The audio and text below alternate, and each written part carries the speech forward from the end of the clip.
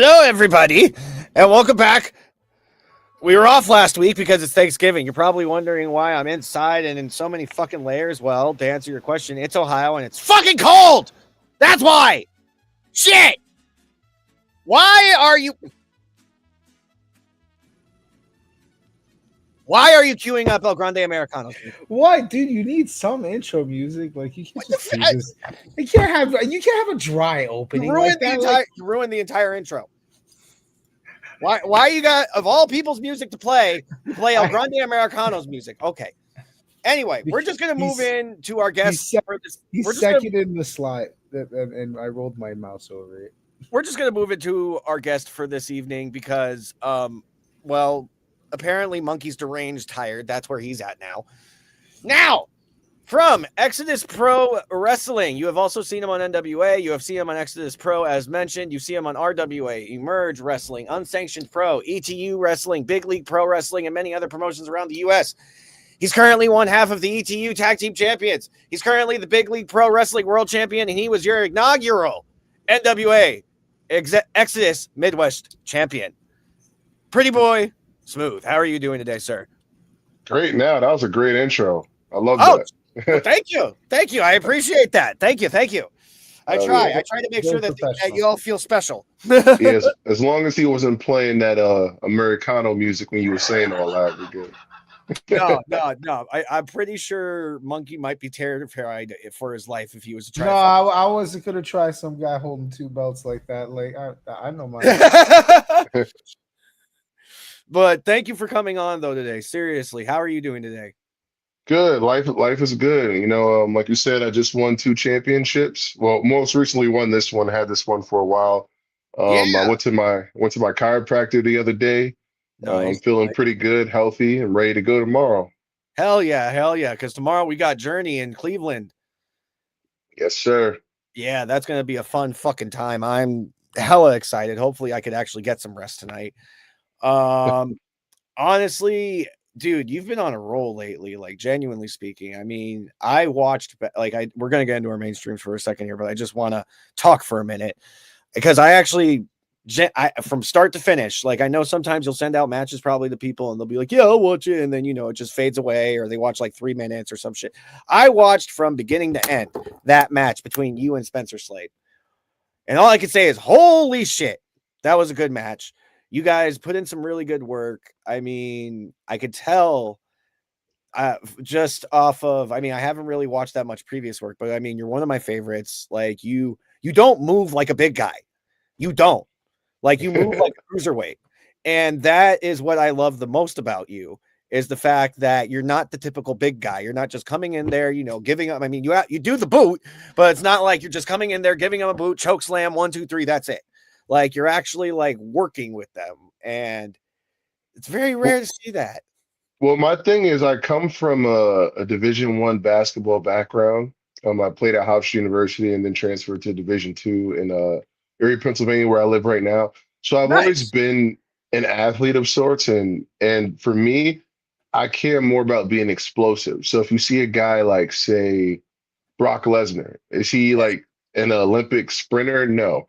But he's explosive when he needs to be and whatnot. So the way I train in the gym, the way I train in the ring is just for like explosion and power. So like I try to exemplify that in the ring. And I think there's plenty of ways to do that without doing a moonsault. Because, most people that don't come from athletics or whatever, they see somebody do a flip and they think this person's super athletic.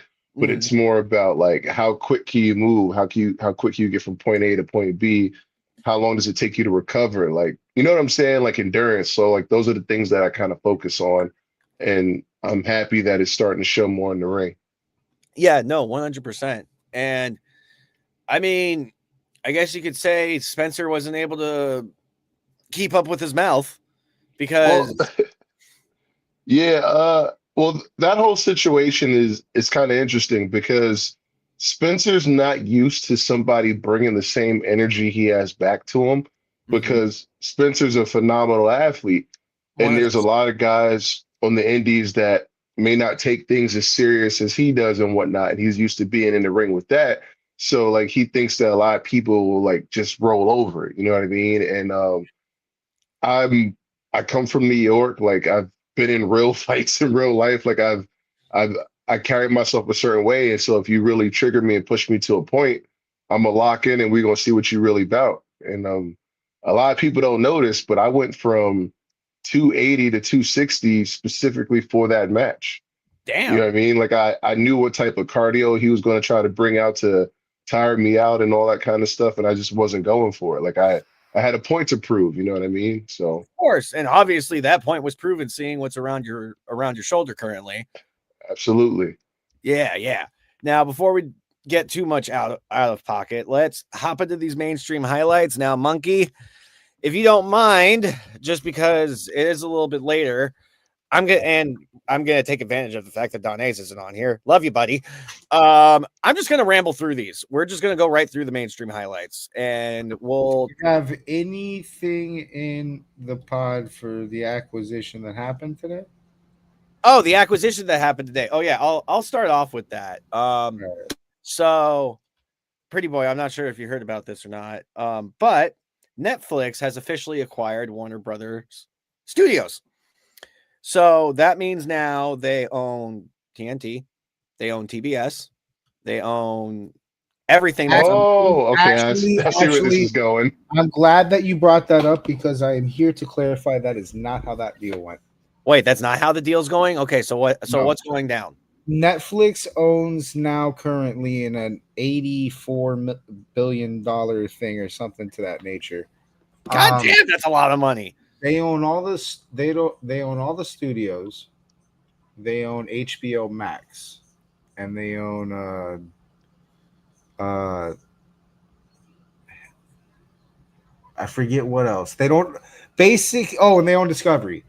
But what they don't own. Wait a minute. So you're telling me in this deal they specifically went for HBO Max? Not just HBO Max, Warner Brothers Studios. Oh, I know they got Warner Brothers That's Studios. very important because that's where all the IPs are. So now they own Looney Tunes and shit like that. Does that mean Netflix owns AEW? Technically, they own the streaming service of AEW. How the TV networks are going to end up rolling out is they're banding together and they're going to go under Discovery Global. And that's going to be its own entity. That's not a part of the Warner Brother deal. So AEW is safe on TV so far. And as an aside, there's no plans right now to fuck with HBO Max. So there's no plans right now to fuck with AEW on HBO Max. This is just them acquiring the product. It remains to be seen how they do it. Are they going to do it like Disney did fucking Hulu? We don't know. But that's basically how you got to consider HBO itself is a long-standing household known name that we all know by generations. So it is not as easy to let go of a name like HBO attached to anything as it would be Hulu. So it might not work out like that. It may not. It may not. Now, something that's a little bit on the weirder side of things that I'm pretty sure even Monkey's going to agree with me on. And Pretty Boy, I know I promised I wasn't going to be controversial, but this one's a little controversial. I apologize. People of the interwebs, specifically wrestling fans, for the love of God, stop generating AI videos of you kissing female wrestlers. It's fucking creepy. Ew, what? It's fucking creepy. I mean, you should have expected it, but still, like, no. We are not going to say you should have expected it because that's like a fucking parent telling their little kid, "Oh, come on, they're boys. It's okay." This is the shit we were warning you all about with AI when y'all were making Martin Luther King. So, in case anyone's wondering what I'm bitching about right now, a couple of weeks ago, Big Event NY, a fan took a picture with AJ Lee. He then decided to generate a video on AI of AJ Lee kissing him on the cheek and then him and AJ Lee kissing and posted it on social media. They did that to Jey Uso too, actually. Yeah. Yeah, there's and didn't like Taylor Swift sue somebody for like making like a fake thing of her with like a Kermit or something? Yep. Yeah, And then it's there's get I can't even keep count of the amount of videos I've seen generated of female superstars kissing or doing whatever the hell it is that their mind goes to. And all I'm gonna say is it's creepy. Y'all need Jesus. Go touch grass, breathe some air, come outside the basement once in a while. yeah. Sorry, I did. That's It's just one of those unfiltered things where I'm just like, bro, no, like, come on. no, talk your shit, bro. I get it. I mean, I don't know. What I do is like I know I can't control that kind of stuff. I mean, look what Right. happened to me with the whole J. Paul situation. But a lot of times I just like I'll post on social media and I'll get off. Like if I don't know you personally, like I'm not really answering shit or like dealing with any of that. Right. Because the more you respond to it and like even like people don't realize this, even if you like quote tweet how bad it is or whatever, the algorithms don't care. The algorithms are looking like, oh, we're getting engagement, so keep pumping this content out. It's like the same thing with like Facebook. Like I got talked into monetizing my Facebook, but the people that make the most money on Facebook are the ones that are like posting like rage bait shit. And that's Yep. not my personality, and I just don't care enough. And it's like, I don't know any of you. You I don't know actually me. have So like, why are we doing here? I actually have a friend that got caught up in one of those videos recently. You know him, Monkey. You know Big and Slim, right? Oh Did you my God, you're actually you saw gonna. that? Yeah, I did see Yeah. that. So they were. I don't know if it was recent or not, but they were. They were sitting, I think, in like fucking Los Angeles or some shit too. Yep. That So, would be the fucking place that something stupid like that would happen. Just by of course, but not to get political or anything. But it's more so just no, like that's where all the kick streamers are. That's where all the IRL it's fucking streamers are. stupid. I don't understand rage bait content. I really don't. That's where fucking like Jack Doherty got his fucking fame from. It's where a lot of these people got their fucking fame from. And It's simply clicks, bro. Like that's all they care yeah, about. Is how many times you're going to keep looking at it. Like yeah, The like what? funny, here's what happened. Here's what happened. the So funniest thing about that whole situation the dude started off the conversation by walking up to them saying to them, "Hey, so what's going on here with the freak show?" yeah, And it's like, they're just bro, they're you're literally asking to get punched in the face. all they are is dressed in rock gear. Like they're in rocker clothing. Like that's it. It was a fucking rave. The whole Yeah, where the whole funny thing about that whole shit was like they're in LA. That kid don't know who he's talking to, but I do. And I do too. I'm going, this man's got some fucking grace. Okay. Cause like I know who he is, and I know where he's from, and I know what he could do to you. Chris don't yeah, play like that. where I Chris grew up, you weren't doing that to nobody for real. No. Because now the thing is you got these guys walking around with fucking security guards. They'll fucking rage bait somebody and then be like, oh, security. That's why they usually go through security guards every 3 months. I know some kids that don't care about none of that. Oh, I know. And that's where they fuck around and find out. I mean, you saw what happened to Jack back in fucking Miami. That I was dying laughing. I'm like, ha, karma, bitch. I don't know. Like I rarely go on TikTok or whatever it is, but like one time I saw a video of somebody trying to prank a dude in a Walmart, and the dude didn't realize that like he was getting pranked and there was a camera out or whatever, and Yeah. people pull the gun on him. It's like, exactly. do you really want to go viral that bad? Like, there's a difference between viral and being cool, and none of this shit is cool. Like, I don't know. I was watching a video earlier from New York, actually, in New York City, and these 3 people thought it was a good idea to throw eggs at this woman. Now, mind you, I am not condoning what she did as a response, but I will say it was fucking hilarious. This woman, is one of those like, oh, I'm gonna throw an egg at you and then turn around and start talking. And fucking this woman, while they were turned around, pulls her rag out from her private region and shoves it in the man's face. I mean, I grew up in New York. I'm not shocked at all. like I said, I'm not saying I condone it, but that is fucking funny. That's what I call instant karma. All right, so Yeah, like, I'm kidding. yeah, I don't know, I man. think I broke monkey shit. Let's get back on track here. I think we might have gone I too think far. we got way off topic here. Shit. So, per the Observer, Adam Cole might unfortunately be done with his in-ring career, which is very unfortunate to hear. I mean, I Dude, love that guy. he I was re- getting hurt every other fucking month, bro. So I mean, this was Yeah. coming. yeah, but unfortunately, I'm not even trying to like do this to throw shade at AEW, but I'm starting to notice that as a pattern with that promotion. Like, think about it. Like, Bryan Danielson came back to wrestle in WWE and he was perfectly fine for a few years. He goes over to AEW, and within 2 years, he now can't even travel without having severe neck and back pain. He actually stated on a podcast recently that his C1 to his T2 all bad. But these guys. You would think age might be a factor in that, right? Because Well, yeah. AEW gets these guys old, bro.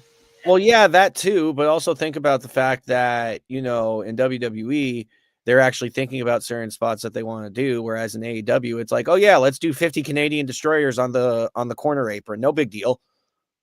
I mean, that's fair. Makes sense? No, that is fair. Yeah, like if you do a bunch of dangerous moves, you're gonna have, unfortunate outcomes. Pretty boy, am I incorrect with stating this?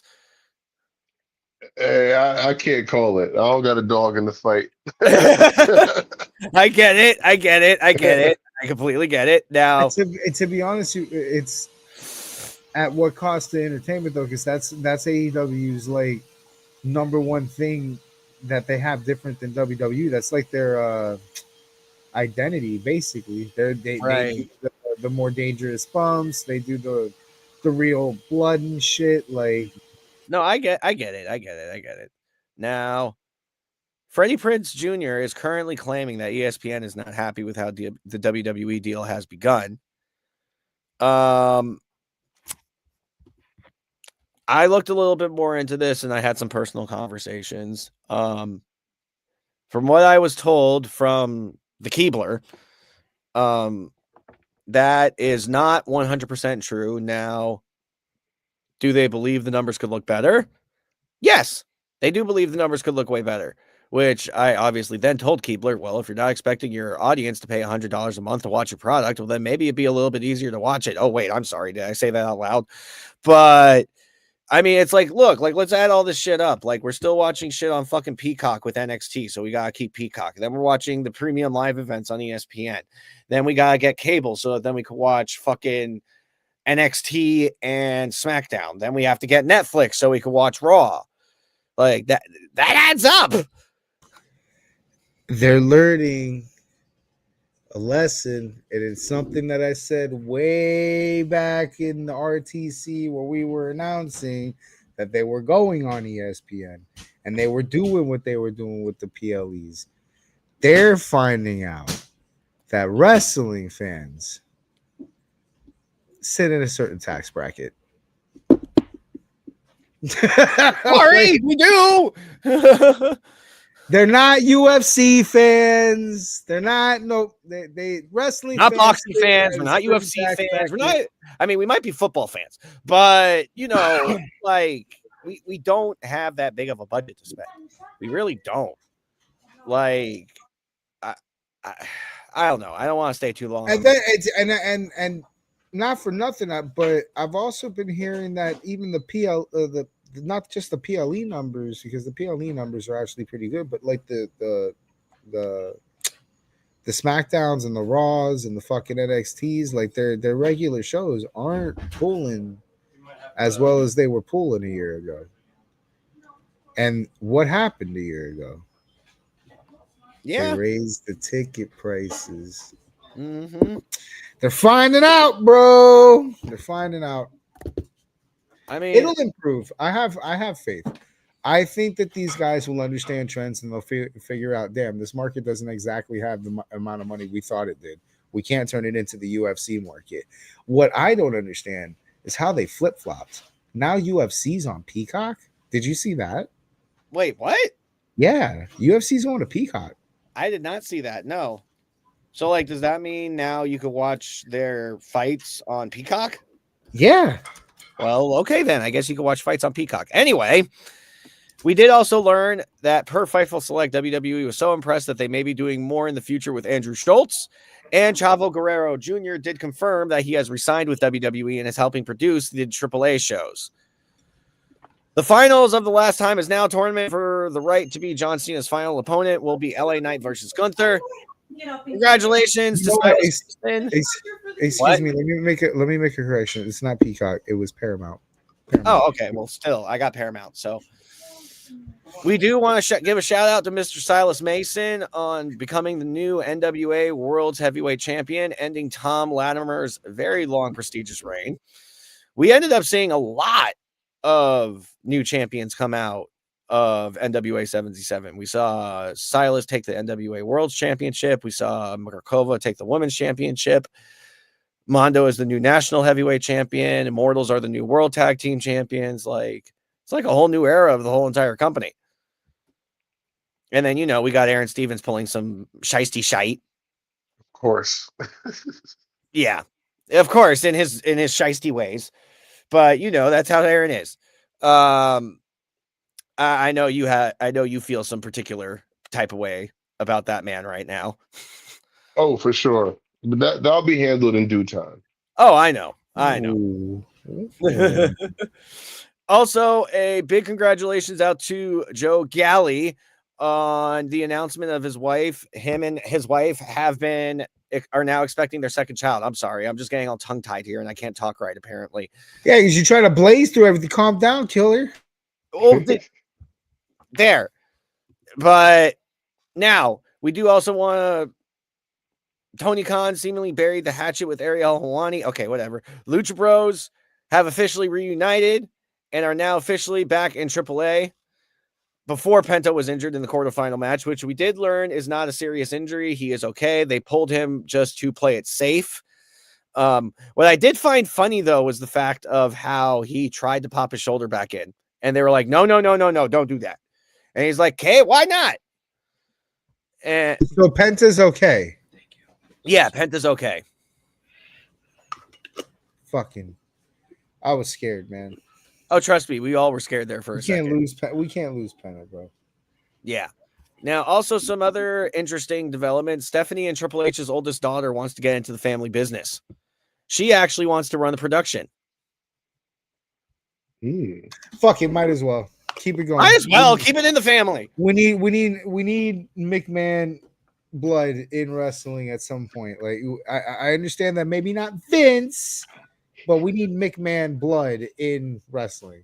Look, at this point, if she doesn't take over when Triple H retires, then Vince McMahon is going to find out some way to resurrect himself just so he could take over the company again. Yeah, at some point, you have to believe that man has had it. I mean, I don't know, man. Like, he's still working to this day, and I'm just like, bro, like, just rest. Like, you've done enough. You've done more than enough, man. Like, you made wrestling mainstream. Like, come on.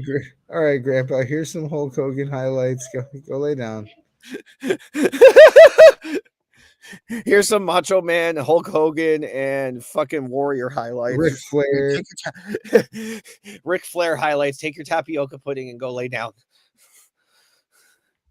Now, Ridge Holland underwent successful neck surgery also to repair his C5 and C7. Anna Jay's AEW deal is reportedly coming to an end, and it's also being reported that WWE has very strong interest in her. Austin Idol has officially retired from professional wrestling. AEW Revolution will be returning to Los Angeles, California on March 15th, 2026. Hopefully there's no rage baiters there. Apparently now through TKO, wrestlers can't comp tickets for their families, according to CJ Perry. Okay, I was actually going to do a little rant about this real quick. So, listen here, guys. Just because you wrestle for the company or do some other shit for the company does not mean that you're able to get free tickets for everybody. Okay? That shit's expensive. We got profit margins to meet, and we just can't do it.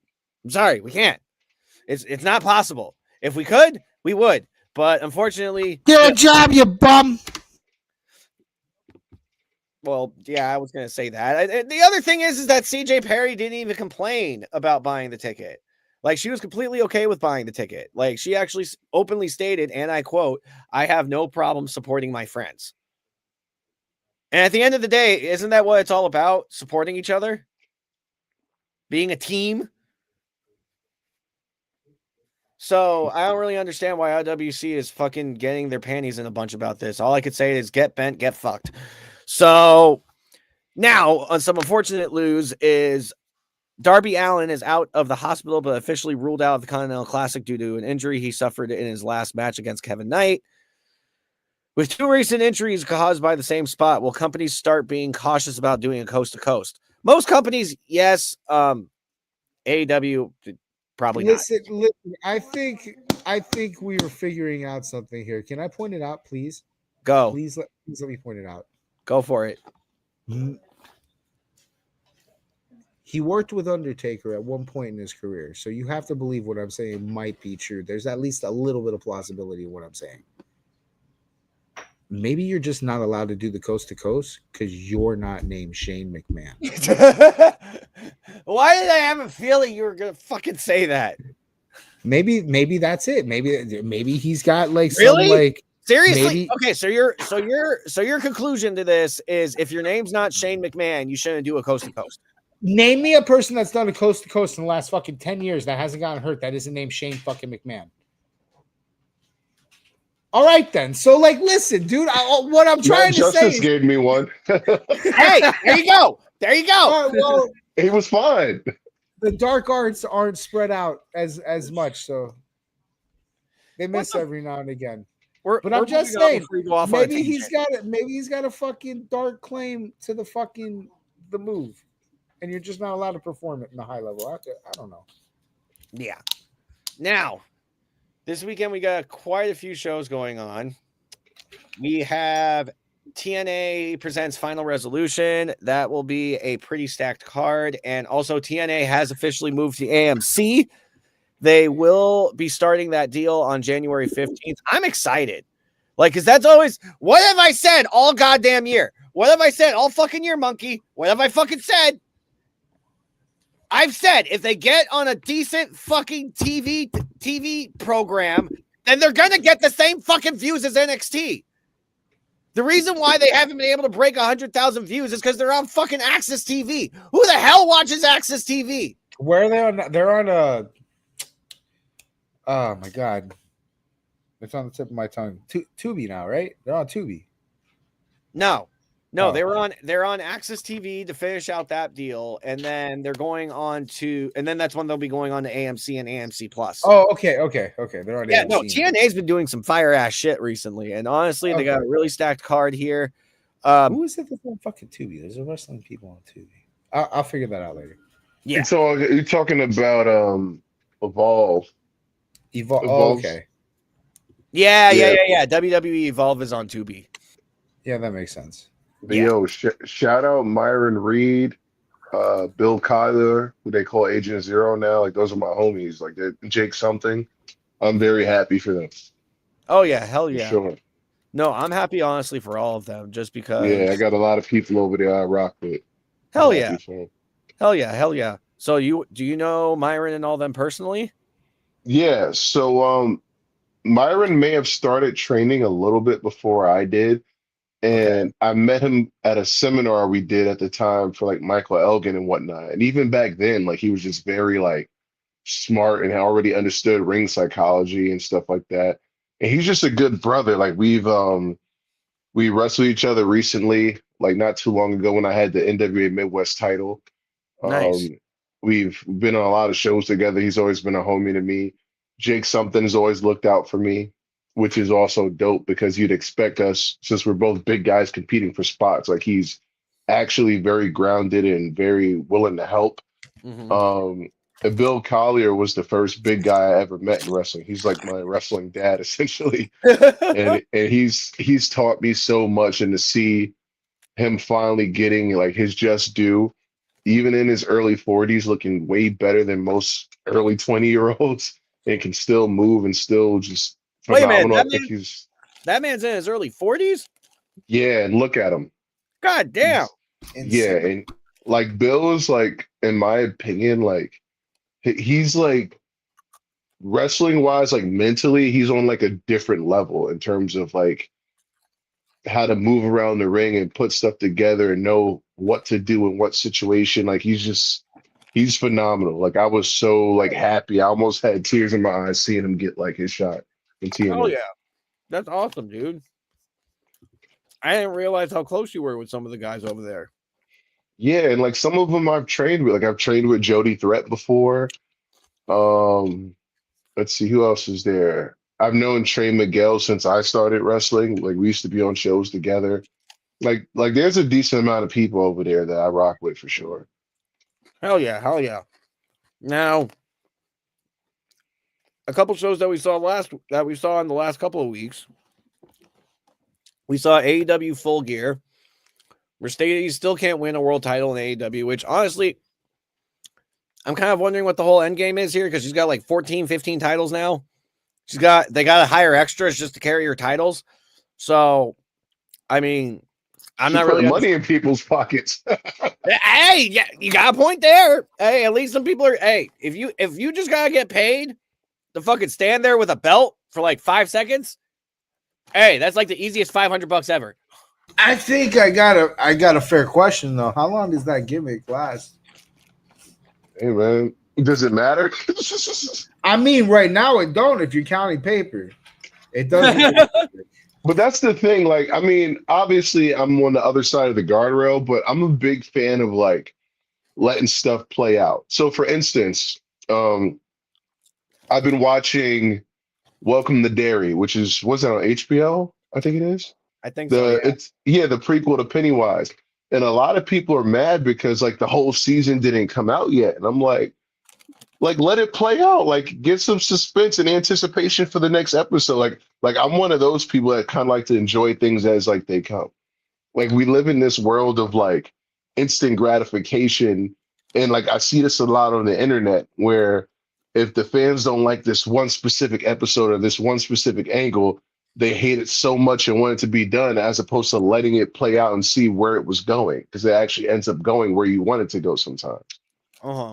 So I mean that's just my opinion on how like I look at things, because there's only so much planning ahead you can do when there's like so many variables in life and you never know what opportunity is going to present what. No, it makes complete sense. Now, we did see a couple title changes. We did see FTR win back tag team titles as they are now 3-time world tag team champions. Joe won back the world championship after a little help from Hook and is now a 2-time world champion and is the first wrestler in AEW to hold 2 world championships simultaneously. Good job. Very good job, Samoa Joe. Congratulations. Now, the one thing I've been given permission to rant about, and Pretty Boy, I will let you stay out of this because I already know you're mutual. Monkey, you know where this is going. The AEW national title. Oh, this fucking thing again. Yeah, definitely keep me out of that conversation. Oh, I already know because you're not allowed to talk about it. I know. So, listen, guys. All right. So, the first fuck up with this, when you made the press release claiming that it had lineage to NWA. So, my first question is, how can you claim that you have a title that went live and has lineage to another company that you have no affiliation to whatsoever, and we currently have a national heavyweight champion? On top of that, your national title is the fucking TV title. I'm just saying, it's the fucking TV title with a black strap and a few. No, I gotta. This is gonna fucking bother me. I'm sorry. I need to ask something. What? Does AEW have a United States champion? No. They have something called a national title. Yes. Every other is it? Do you know the meme of the kid that in the back seat and fucking the mom screaming, "Why can't you just be fucking normal?"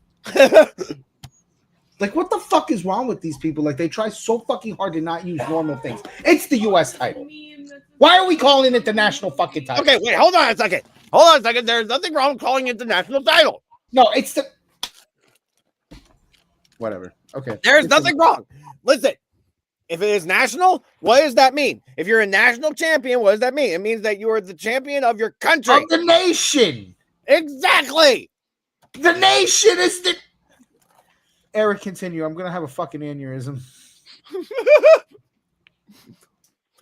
Okay, well, I was supposed to be the one ranting, but apparently Monkey is. There's so many. Never mind. National title. Yeah, whatever. National title.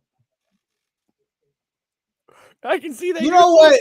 You know what? A Russian has the United States title in WWE anyway, so this doesn't make any sense to boot. So fuck it, whatever. Just go on. I'm fucking done. I'm done trying to make sense of this. You can continue. My brain hurts. You're good. Okay, pretty boy, we're done with the controversy. Yeah, I don't have a dog in the fight. I want all wrestling to succeed. I want all my friends to make money, and do the best you can where you're at, promote the products you're at, and keep it moving. That's all I gotta say. Yeah, no, 100%. That is a safe answer. That is the safest answer. That was good. That's the real answer. Like I don't give a fuck about bro. I wrestle, I work out, I do all my stuff, and then I go play Hell Divers with my friends, bro. Like I'm not into any of that shit. Like it don't really matter to me at the end of the day. Right. I mean, that's for us to worry about. Yeah, exactly. Yeah, more power to y'all, man. But they do have a term for us, Eric. What, Mark? Neckbeard? No, that's you. Well, look at your fucking neckbeard. You're on your way. Fuck you. Okay, this is. I'm not allowed to shave it. That's why. No, see, the difference is that we're not neckbeards because we actually come out of the basement. We actually breathe. By the way, thank you, Miami Dolphins. Thank you. You see the shit that I have to go through? Thanks. Can you win a fucking playoff game, please? All right, go ahead. Hey, at least they won 3 games in a row. I'm done. Damn, y'all would hate me. I don't know nothing about football neither. I most recently learned what a down is. Like, what? I watch cartoons and horror movies, bro. I'm gonna give you the greatest advice any man can give you. Since you're don't know any football, and anybody can lie to you, let me be the first to tell you: do not become a Jets fan and do not become a Dolphins fan at any time in your life. Okay. My man, I grew up in New York. I already know how New York teams are. That's probably why he's not a football fan. What's funny? Hey, know what? That does make sense. What's funny is my mom went to Hofstra University before I did, and when she was there, like the Jets used their field as their practice field. Oh fuck! For real? Yeah. But cool. when it comes to New York sports, we'll cheer if you're winning, and then we'll hate you if we're losing. So, I already know how that goes. The Jets are never there. Damn. Yeah. Sounds like me with the Dolphins. I have a love-hate relationship. That's what I'm saying. It's like that here too. I've only liked one sports team ever. I liked the Lakers when Kobe and Shaq were there. That was pretty much it. And then we stole Shaq from you. Yeah. Hey man, and won a chip with him too, and it was great. But I love Shaq because he honestly was kind of like a metaphor for how I view my career at wrestling and stuff. That's why I start calling myself the most dominant giant because it's always like, oh, well, Shaq can't make free throws or Shaq can't do this. But Shaq dominated and changed the game. You had to change how you played basketball when you played against Shaq. Like you know what I'm saying? Like he was a trailblazer and he still got done what he needed done. And that's how I look at it with professional wrestling. Like if you're in the ring with me, I don't give a damn what flips or tricks you be doing. Like you're going to get hit hard, you're going to get tossed around, and you're going to have to come up with a game plan to beat the most dominant giant. So like I really view Shaq as like, for lack of a better term, like a muse for what I do in a sense. An inspiration. Yeah, that's good. Yeah. Because it's true. Like it didn't matter what Shaq didn't know. It matters what you couldn't do because Shaq was there. And if you look at what Shaq was doing on the Orlando Magic, that dude was crazy athletic and had handles and all that. Like people forget the history. Breaking backboards. Yeah. Love that, man. Top 5 favorite player. Absolutely. Oh, 100%. 100%. And he would beat your ass. Like that too. Yeah. So all right. That was UFA talk. Yeah. Now, good plug right now. Now, rest of the night was actually pretty entertaining at Full Gear. The Elite Saga continued over $1 million. Mark Briscoe is your new TNT champion. Honestly, overall, it was a pretty good match or a pretty good card. I'll just keep personal opinions to myself with the rest of it. Now, we did also have Survivor Series going on last weekend. Rights or wrongs were righted. Yes, let's go. Let's review Survivor Series. You were squealing like a little girl when Liv Morgan popped up. Pretty boy, if you not know, this man has an odd obsession, and when I say odd obsession, I don't mean like involving feet pics or some shit, but he has an odd obsession with Liv Morgan and Rhea Ripley. No, don't you lie to this man. I mean, you like who you like. You like your favorite wrestlers. What you mean? Don't you sit here and lie to this man in front of God to embarrass me. Tiffany Stratton is a part of that list. Like you can't just leave her out. As long as you're not making those AI videos, you know. No, he's not doing any creepy shit like that. No, then there you go. No. I'm just listening. I'm an appreciator of women's wrestling. I'll tell you what. You know who I've been studying recently that has helped me? Raquel Rodriguez. Yeah, like she's somebody that really works to her size, and I really enjoy her matches. And like knowing that she takes advice from Kevin Nash, who's another guy that I would listen to. You know what I mean? Like there's a lot to be learned there. And also, I would shout out Reggie Bennett, who I can see Kevin Nash and Raquel's moveset too. That's crazy. Yeah, like I don't really watch a lot of Japanese wrestling and stuff like that, but I saw a clip of a move she did where like she throws the girl onto the ropes and like pulls it, and like it was so dope that I started using that in like a comeback and stuff, and like it always gets a great reaction. And I'm tight with Lee Moriarty, so like sometimes I'll send him matches. And he saw me do that, and he's like, "What Joshi wrestler you been watching?" I'm trying to play it off, but yeah, like there's some dope women's wrestlers out there. Oh yeah, 100%. Now, the reason why he was squealing was Liv Morgan made her return at Survivor Series. If anyone missed it, I mean, can we just say Dirty Dom's living the best life right now? Like Dirty Dom is living. That man is living. Listen, I'm so glad that I'm on this podcast to have this conversation with you. Anybody that ever thought that was going to go any different way, listen. Dom is a fucking intelligent man. All right. Oh god damn it! The fucking nugget tender rant. Liv gets fucking hurt. Raquel comes in with a fucking 20-piece chicken nuggets and a fucking Nintendo Switch. This man was sitting here with gourmet chicken tenders and a PS5. Okay. He knew where he was. He knew what he had. He ain't gonna fucking risk that for a Switch and a 20-piece from McDonald's. Come on, bro.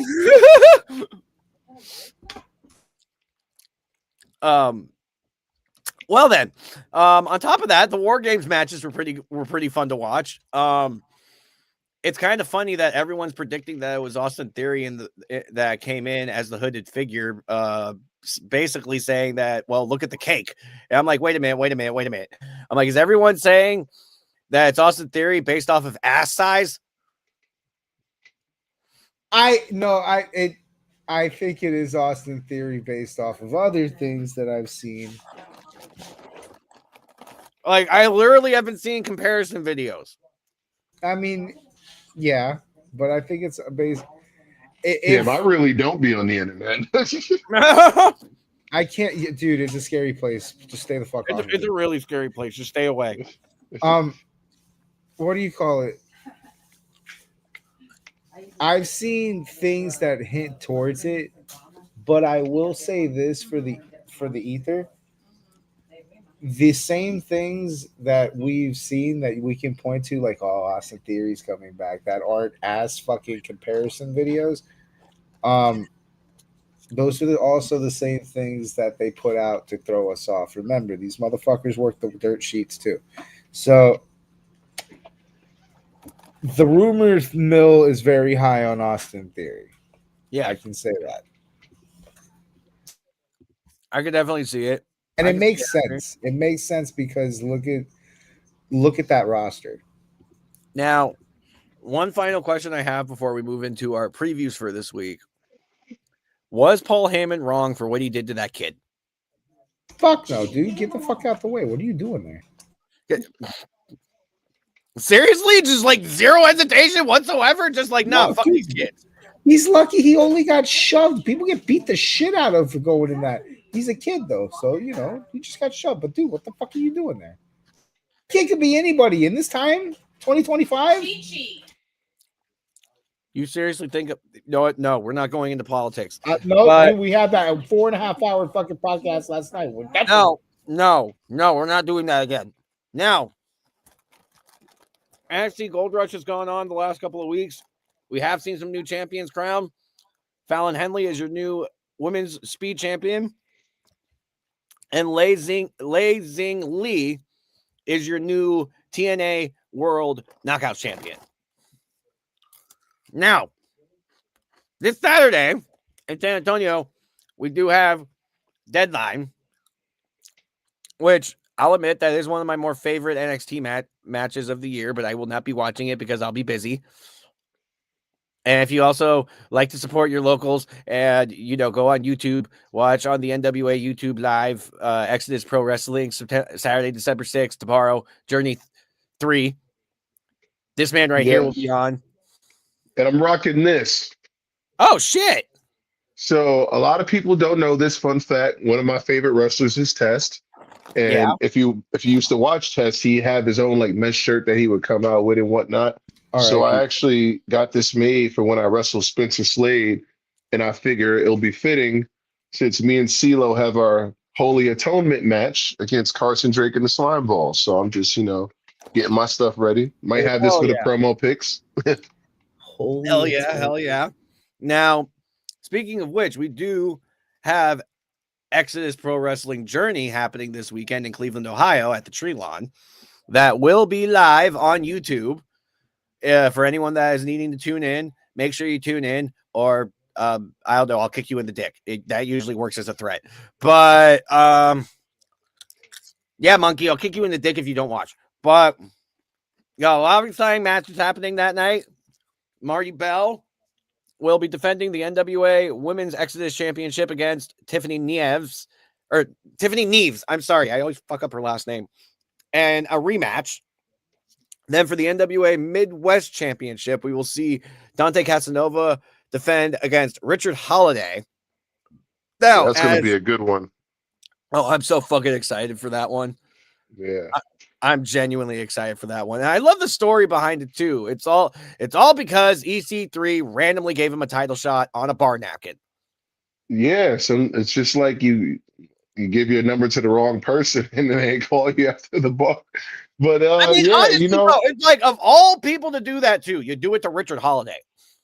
You know what? I'm going to be watching that match very closely because it actually recently got announced that my first title defense for the Big League Pro Championship is against Richard Holiday. Uh-huh.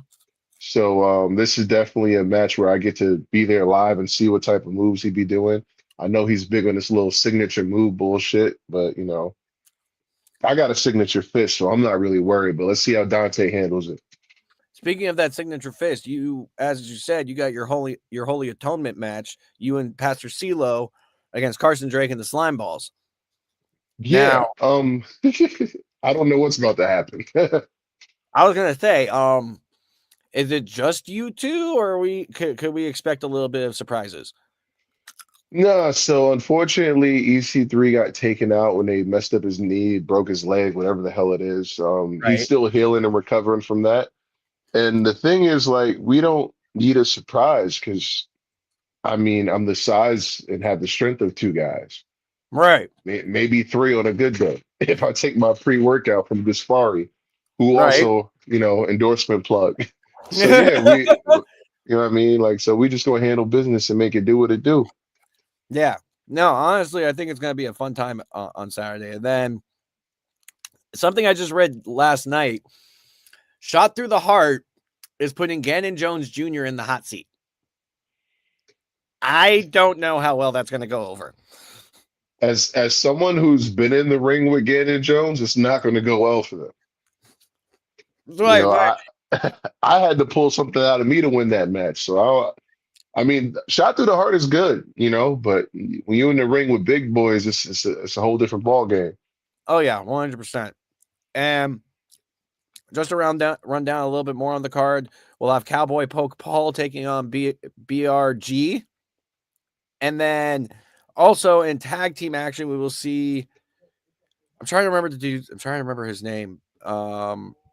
Victor Benjamin and Yeah, well, I know Victor and Blake, Benjamin. Yes, Blake, Blake. Yeah, Blake and Victor Benjamin versus MBLJ, which you already yeah, know they'll be heading out from the bar. Victor Benjamin's my dude. He's actually one of my good friends. He trained me in MMA. Actually, he's a legit like that guy's a legit prize fighter. He's legit, man. So I was gonna gotta say like watch he out. has like I was gonna say he has like a legit fighting background, right? Oh, I've seen him knock people out. Like it's not a game. And Wait, what?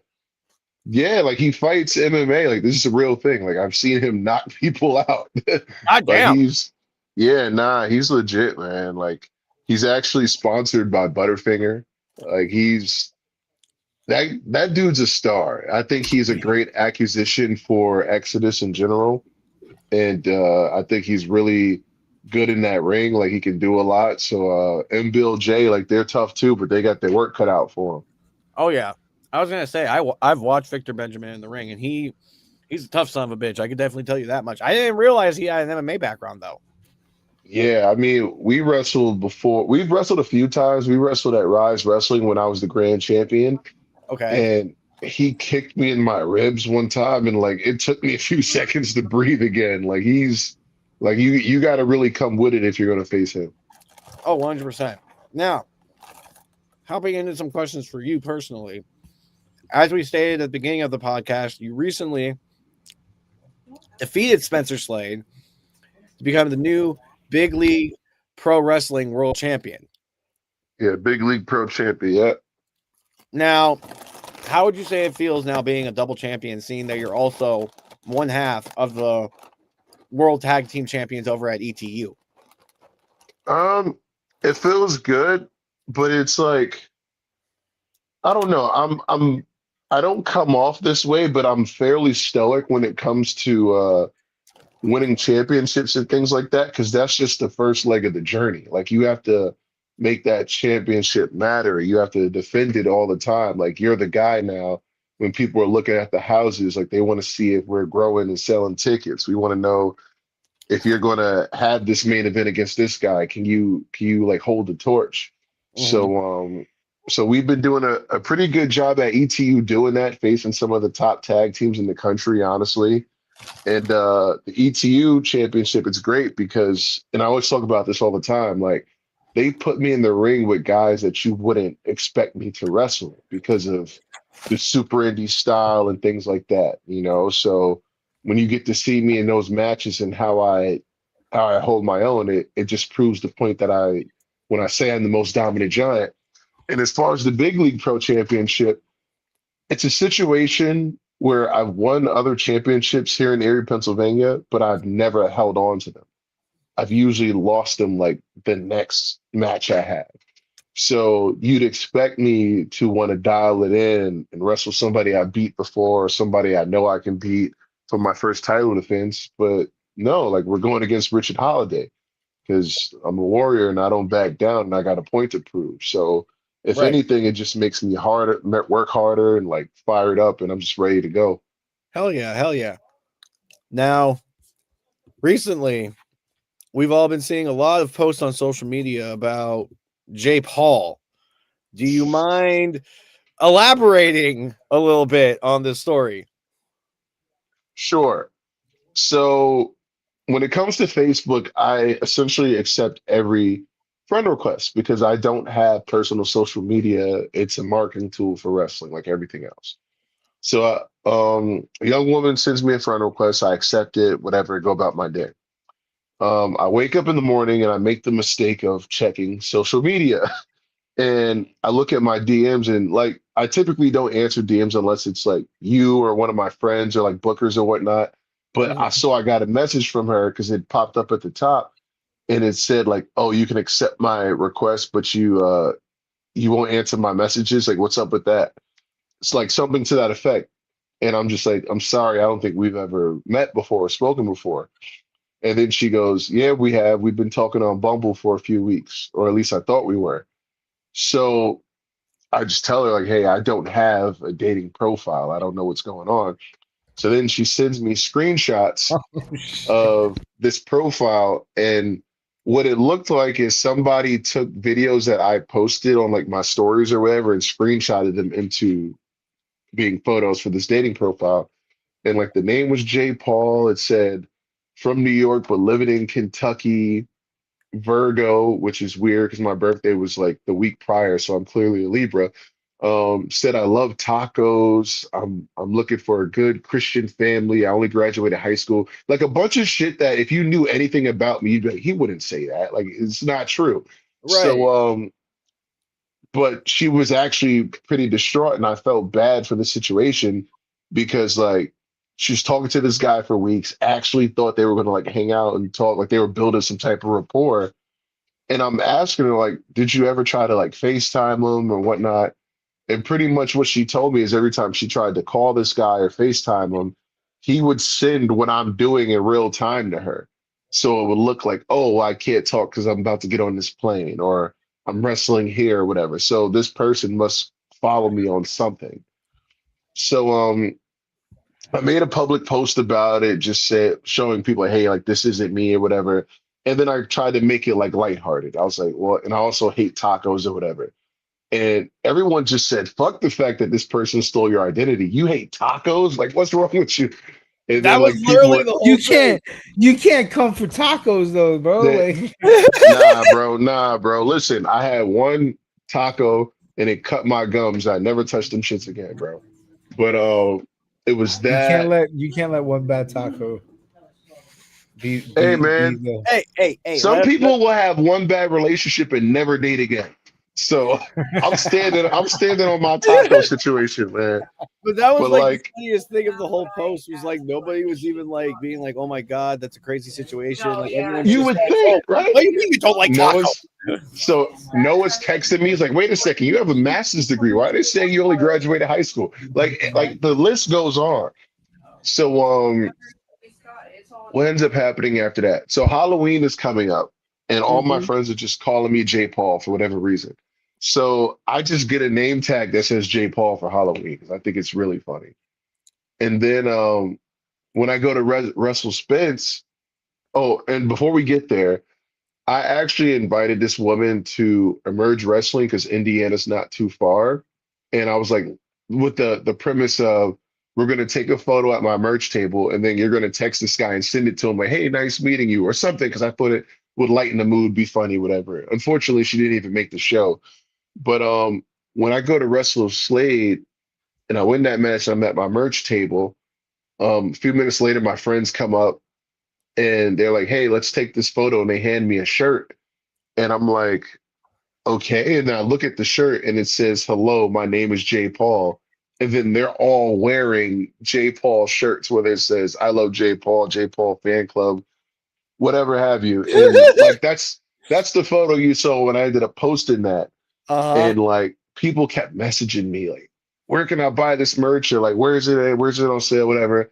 So then my one friend Ashley that was in the group, she actually designed some of my merch for me. So she sent me like the art designs. So I actually ended up selling a couple of them and the shirts on my merch site until the end of December because we're not going into 2026 with this bullshit. But yeah, it's definitely it was an experience, and like I wasn't really upset because it could have been a lot worse.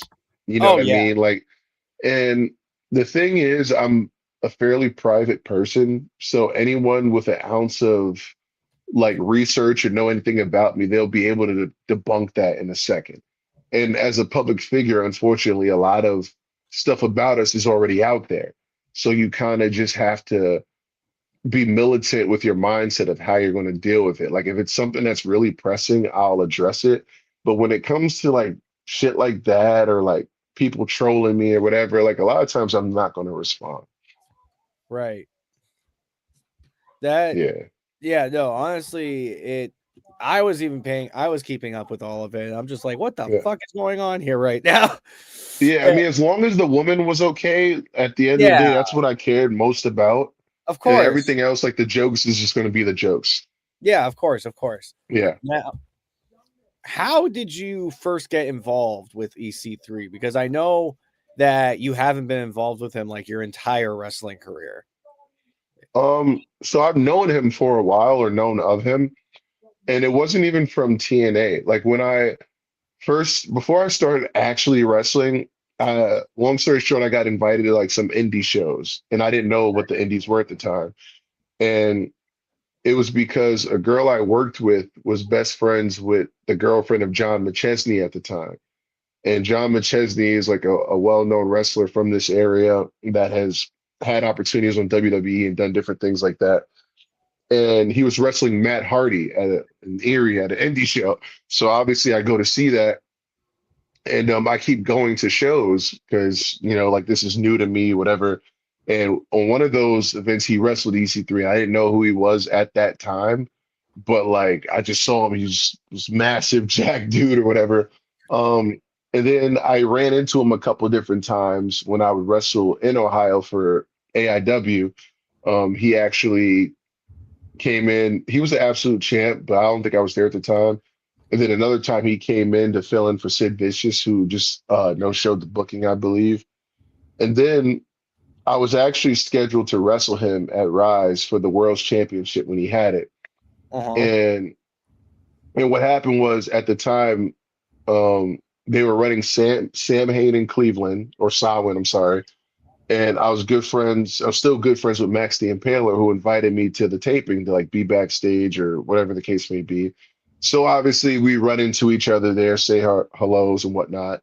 Uh-huh. And I don't know Noah at the time, but I see him say something to Noah, and then Noah comes over to me and he's like, "Are you booked this date?" And I'm like, "No." And then we we just start talking about like Exodus and whatnot. So that's kind of what led to me to get on Exodus and get to know the guys better and whatnot. And then we ended up having the match at Rise. And I think like working with me in the ring and seeing how hard I work and listen and whatnot, like it kind of led to him like putting his trust in me and us building that rapport. Hell And I've yeah. just, yeah. So since then, I've just tried to be the hardworking team player. And I kind of take his example. Like when I won the NWA Midwest Championship, and he was still the world championship. I mean, the world champion. I saw him traveling everywhere, defending that belt, making it even more prestigious in his own way and stuff. And that's kind of the legacy I wanted to build with the Midwest title. So he's just been like a leader to me, and I've always called him the Eminem to my 50 Cent. I love it. I fucking love it. Yeah. Now, what would you say some of your biggest goals would be going into 2026? Um, Hopefully get a contract. That would be nice.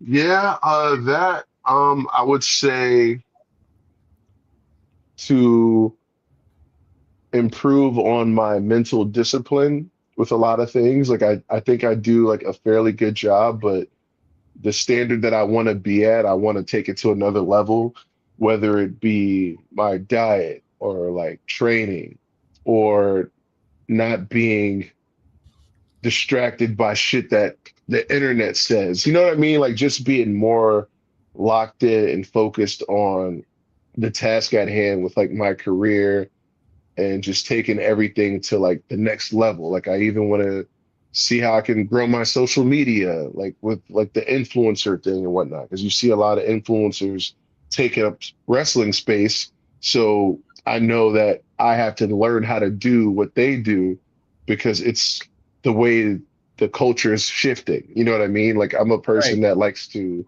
learn how to adjust to what's happening as opposed to just being closed-minded. Like, well, it has to be this way. And it's like, no, like I'll take 50 Cent, for example, since I mentioned him earlier.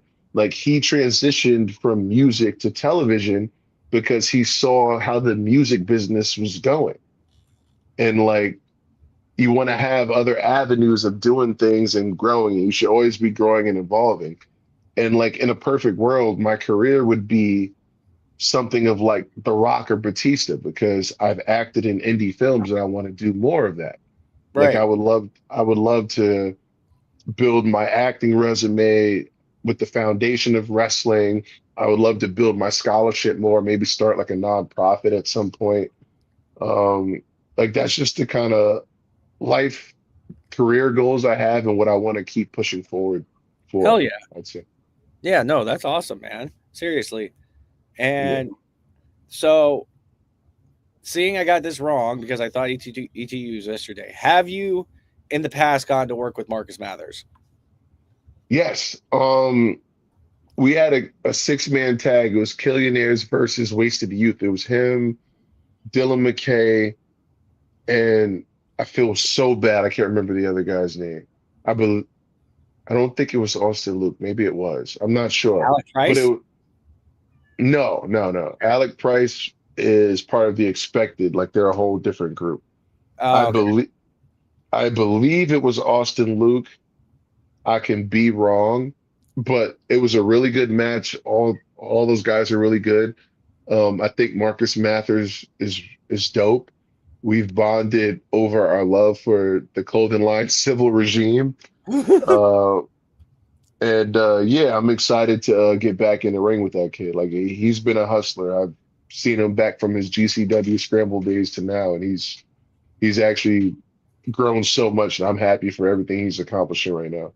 Oh yeah, I've been following. Same. I've been watching him like since he was back in the scrambles and whatnot, and he's grown a lot as a professional wrestler, and he's been doing some amazing work with WWE also. Yeah, he was, if I'm correct, he was like the first like ETU champion. I think so. Yeah. Yeah, before he lost to Santana. So Yep. I love how him and ETU elevated each other through that like title reign, which Hell is yeah. kind of what me and Bougie are doing as the tag champs there. So Yeah. No, I get exactly what you mean. yeah. So, seeing that we have a show going on tomorrow, it's Saturday, and you just got done smashing some slime balls and Carson Drake. Where are you stopping to grab some food?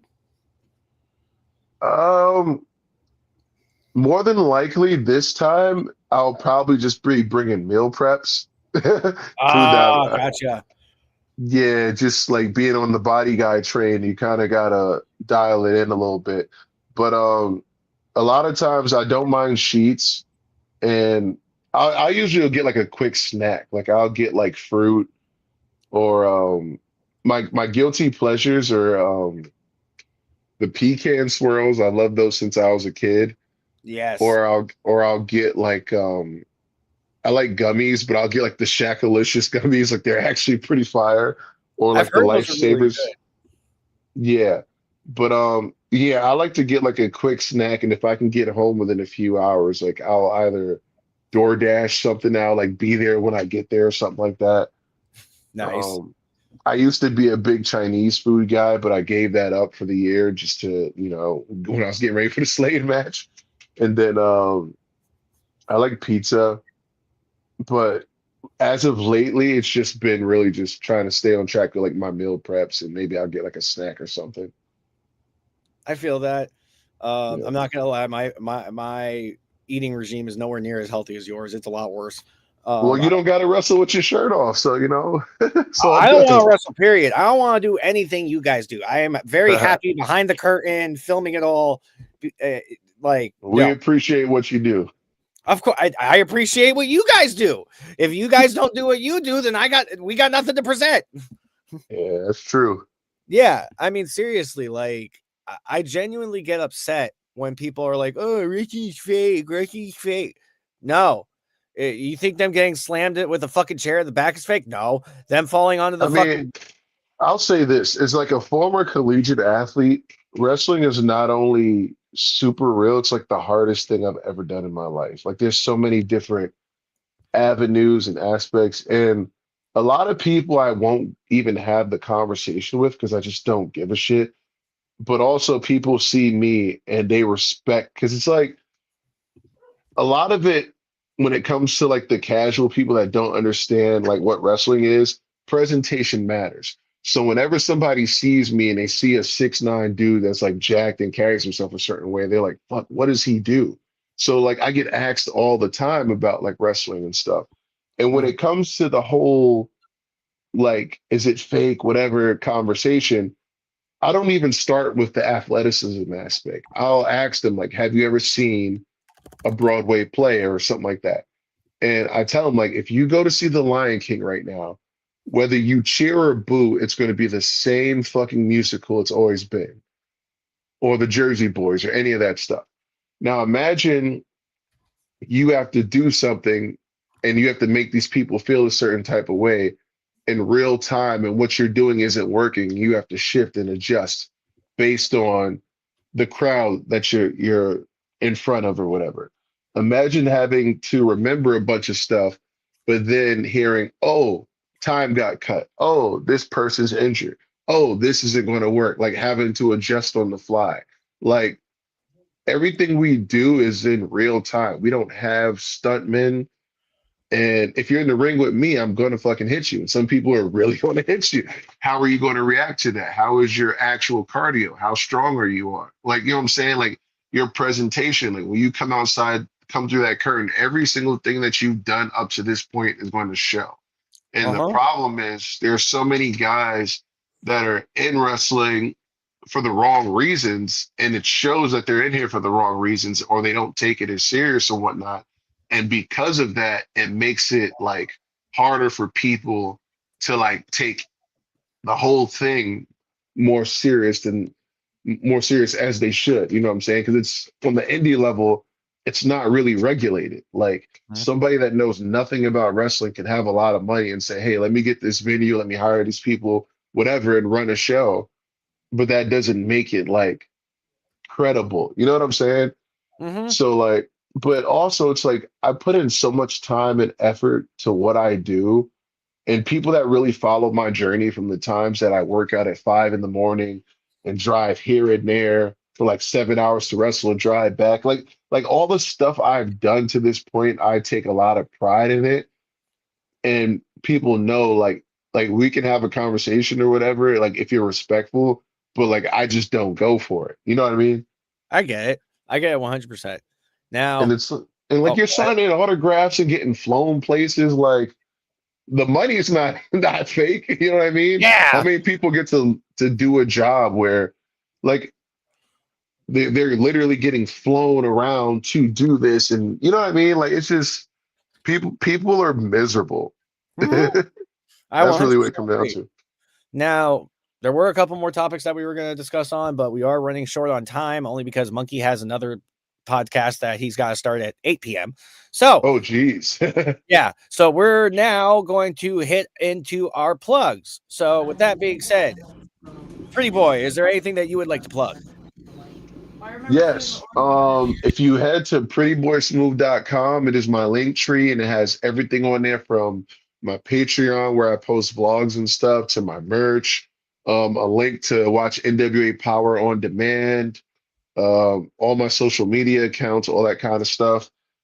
Shout out to ETU Wrestling in Ridgefield Park, New Jersey. I will be there this Sunday in a Survivor Series match. We have a fifth mystery partner that I have no idea who it is, but it's me, Bougie, Marcus Mathers, and Jordan Oliver versus The Expected, which is Alec Price, Gabriel Sky, Kuran, Austin Luke, who's really dope, and Matt Mako. Um, I hate their guts, but they are very talented. That's going to be a crazy match. There's other stuff on that card that's dope. As far as tomorrow goes, live on the NWA YouTube channel, you'll watch Journey 3, Exodus. Me and CeeLo are taking on the Slime Balls at Carson Drake, and there's a ton of other dope matches on there. So just follow my journey, support all of wrestling from the independents, every television show, because it all counts for all of us to have jobs. And hopefully things keep going well at NWA, and we'll see where the future takes me. Hell yeah, hell yeah. And only things that I want to plug this week, guys. If you haven't already, go over to NWALiveEvents.com. If you're in Tampa, buy them tickets. Go to the TV tapings. It's gonna be a fun ass time. $14.95. Yes. Wait, hold on. How much is it for two? $25, $30 after fees and all that. That's cheap. That's cheap. Hey, affordable professional wrestling. Hey, that's our slogan for 2026. Make wrestling affordable again. Yeah, for sure. That's gonna be fun. Like 2 shows. So we're gonna be working our ass off for you guys. Hell yeah. Can't wait to be back in Florida next week. So please get those tickets and pull up on us. Oh yeah, 100%. You know what else is gonna be a fucking amazing show tomorrow night in Cleveland, Ohio? Exodus Pro Wrestling Journey 3 at the Tree Lawn. Dante Casanova, Richard Holiday for the NWA Midwest Championship. Marty Bell versus Tiffany Neves for the NWA Women's Exodus Championship. Also, the Holy is it the Atonement or the Atonement? I don't Holy Atonement. The Holy Atonement. Okay. I'm just making sure I don't pronounce it wrong. We got the Holy Grail taking on Carson Drake and the Slime Balls. Can I just say that is like the oddest pairing I've ever seen, but for some reason it works. Like I never would have Carson and the Slime Balls? Yeah, I never would have in a million years thought that would work. Yeah, man. It fucking works. These things happen. Hell, I never thought a Playboy would be working in a group of, holy men, but here we are. Hey, you never know. You always need a bad boy in the group.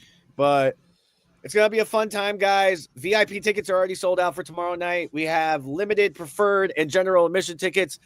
Make sure you grab them by tomorrow night. It'll probably be standing room only. So make sure you get them before you can. Monkey, anything you want to plug? UWO is going to start in like 3 minutes. So basically what we're going to do is not turn off the live. I'm just going to adjust the titling on everything. So we'll just continue streaming from here. And then I guess we could finish the rest of the topics on UWO. We'll just call it like an RTC after hour or something. Yeah. That's the only thing I'm plugging. All right. Well, with all that being said, today's episode of Respect to Combat has come to a close. Pretty boy, we really appreciate you making the time to come on. Seriously, it's been a pleasure.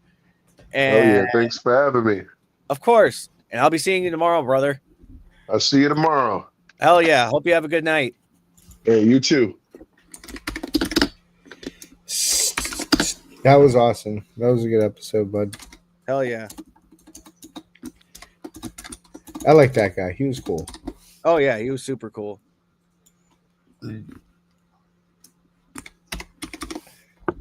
Cody, what's up?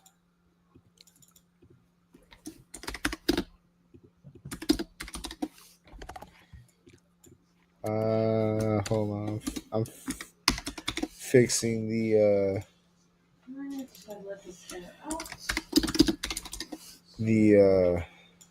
titling over here, so we got it all under control.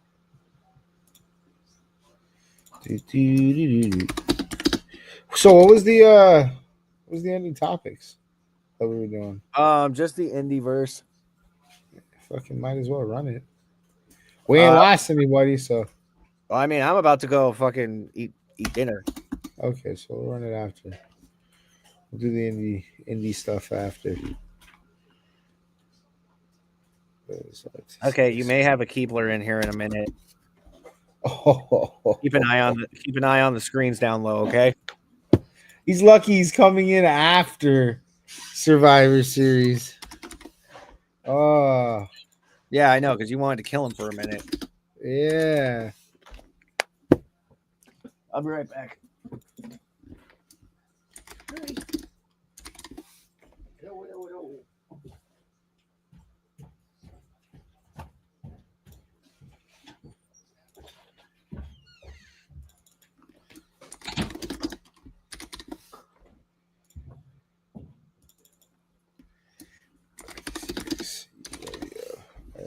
All right. Everything should be like all updated now.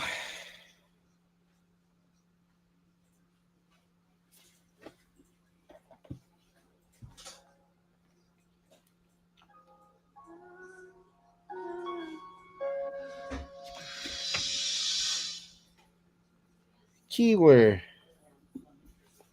Man, you're lucky you're showing up now as opposed to like before Survivor Series. I was mad at you. Ooh. Ooh, I was mad.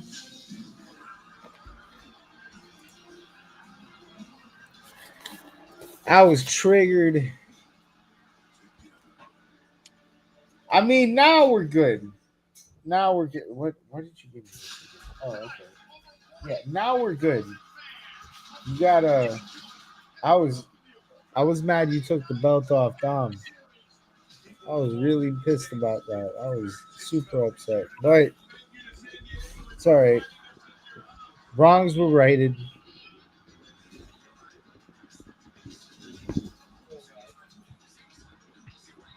I didn't see the live thing coming, so that was good. That was left field as fuck. That wasn't even a consideration. Breaker, nah, never that. Breaker's never overrated. Fuck that. Fuck that. Braun Breaker's the shit. Although he's got to figure out how to not like. I don't know what it is with guys like that. Brock Lesnar's another one, but their voice cracks when they scream, and it's like, dude, it fucks the whole thing up.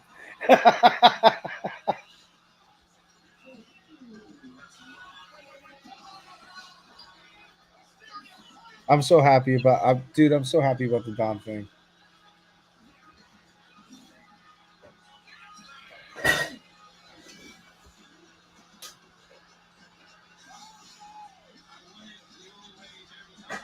I'm so happy about the Dom thing, and I'm really, really hoping that I'll be able to say that I'm happy about how they do Gunther.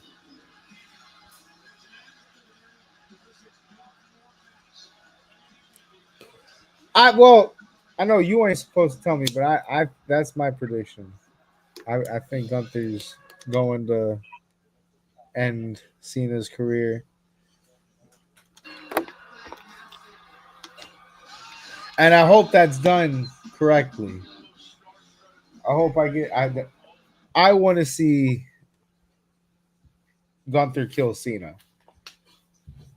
because I know what that would do for Gunther. Gunther, yeah, not Gunter. Oh, well, Gunther.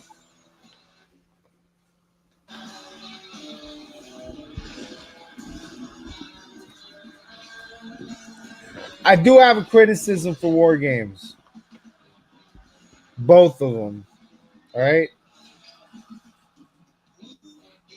I know that you guys have certain limitations, so you can't exactly do what the other company did with their Temu version of War Games that they got. But I was hoping to see at least a little bit of blood in one of these matches. Uh, that's the one thing that was missing here. It's war games. You know what I'm saying? They're coming in with a bunch of like weapons and shit. You expect it to get a little ugly. That's the only critique. I like the match. I like the outcomes. The matches were great.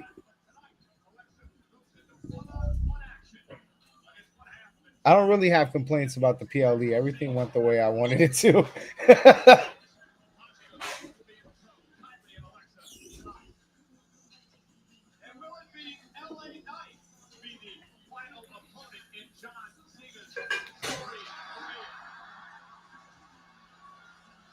I hope this is as ugly as I want it to be. This one. That's gonna. It's a crusher for LA Knight because he's supposed to be like on. But dude, I want to see Gunther fucking kill him.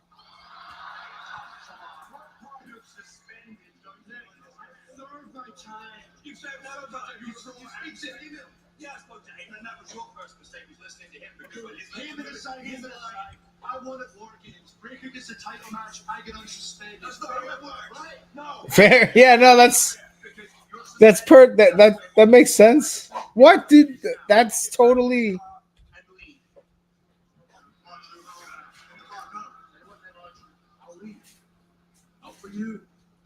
I want these guys to go home safe to their families. Yeah, that's very nice. You're not hurting me. You're just hurting the fans. That's right. Yeah, I don't really care. Yeah, no dramatic interpretation. It's on you. It's on you, oh, it's on me. Yeah. You just...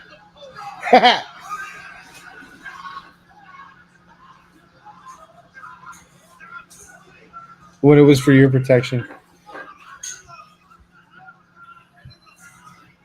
Yeah, like, okay. I just read that. Sorry, Keeler. I got distracted there. Like I said when I opened with it, like I understand that you guys have limitations and like you know you're not gonna full sail put fucking nails in people's backs and stupidity. You know what I'm saying? It's I do want to see color in matches like that are like war games or shit like that. Now, I'm not expecting you guys to go fucking attitude era with it. You know what I'm saying? Like, I'm a realist.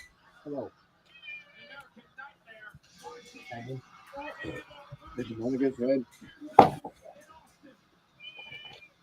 Does she have food? Yes, we just got Could you feed her, please? I think it's still outside.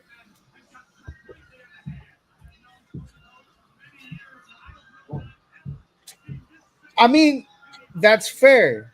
It's I still think though, like blood has significance. Like it when you overdo it the way uh AEW does it, it loses its significance. It loses like when you're fucking every match you're bleeding, it doesn't feel like okay, you're doing anything fucking special.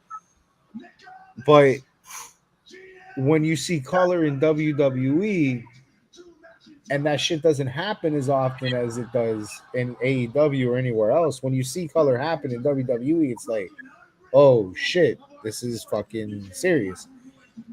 So like there's and I think that's an understanding in the back because I've seen you guys like use color before in a way that like it's significant. Like when you guys bled Jay or Jimmy in front of Jay.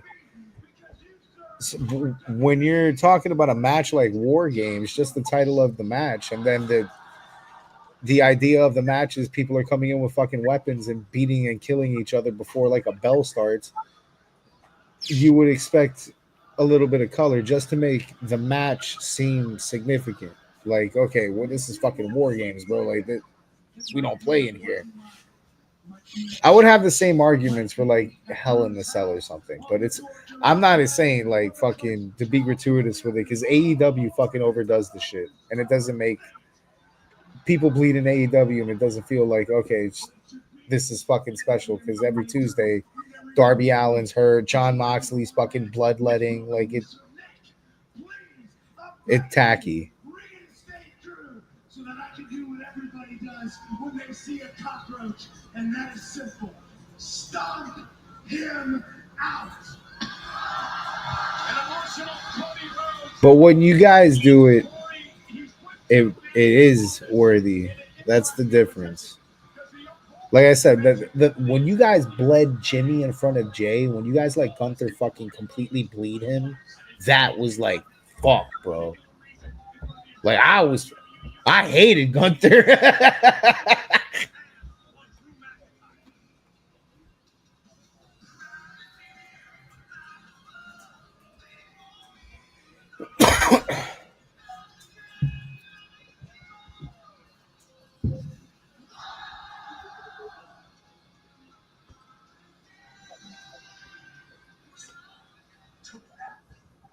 Now tonight I'm gonna go talk to the columnist because I want my game to win title shot.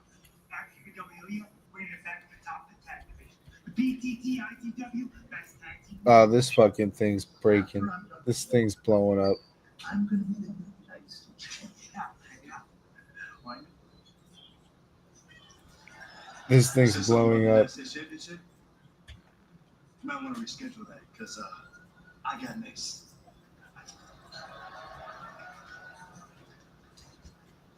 Jackass. Don't. Don't. He can't even read. That's racist.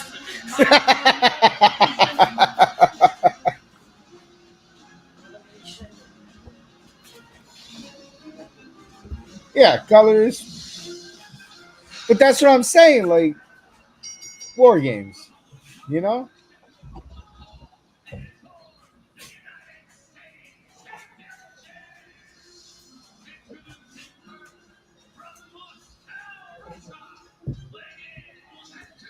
I didn't like when you guys were doing backstage brawls every fucking week. You know who did that shit all the fucking time was WCW, and that shit would get annoying. WCW did that shit a lot. I feel like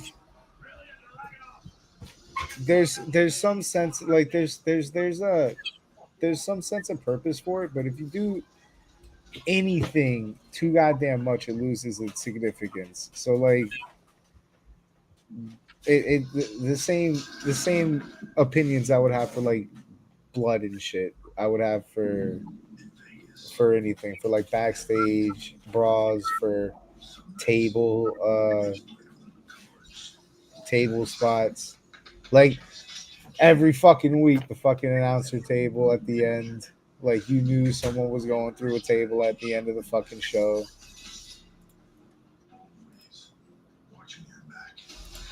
Then the announcer table got reinforced and it was like, oh fuck, and then JD fucking killed himself on it.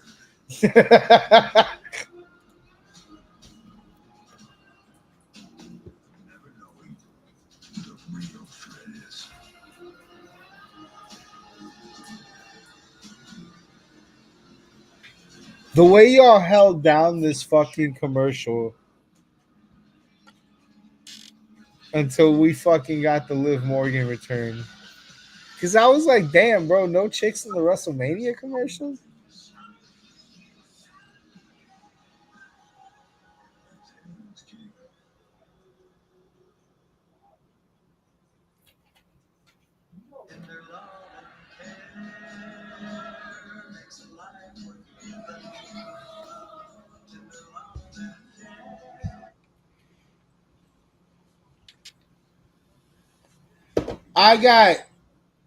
I got to say something as a critic on the Solo thing on the MFT's situation. All right, you take this what you will, but I'm seeing in story Solo's ambitions to like grab all the belts,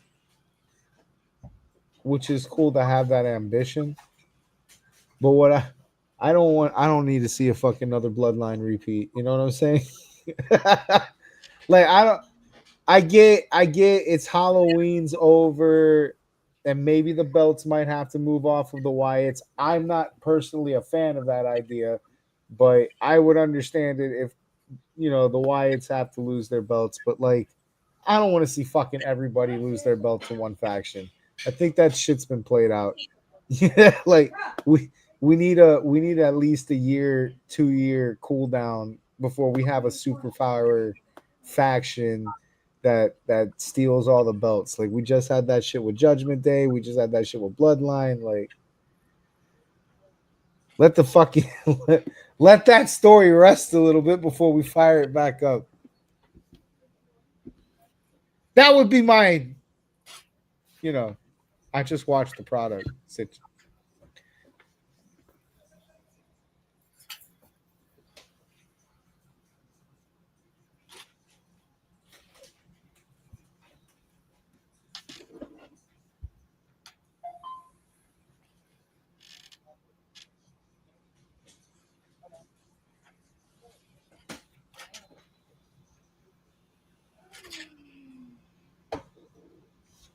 I'm still not a fan of the fucking Wyatts losing the belts. I mean, I feel like that's a real possibility just based on how things are looking in the story. But I'm not a fan of fucking. I'm a Wyatt mark. Those are my guys.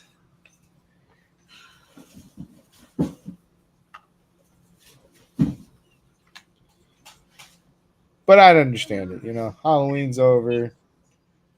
Fucking Halloween Horror Nights has ended. When we don't have to promote that house anymore. I get it. But I don't like it.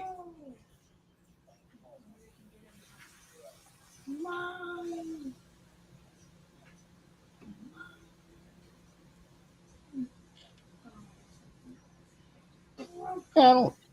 I can see that. I can see that. I can see that. Yeah. I've always been under like the reason why I'm okay with the Wyatts ultimately if the belts move on from them and I would be able to like eat it is I always thought the Wyatts didn't need belts because of what the Wyatts are. It was cool when they got the belts. I fucking didn't complain.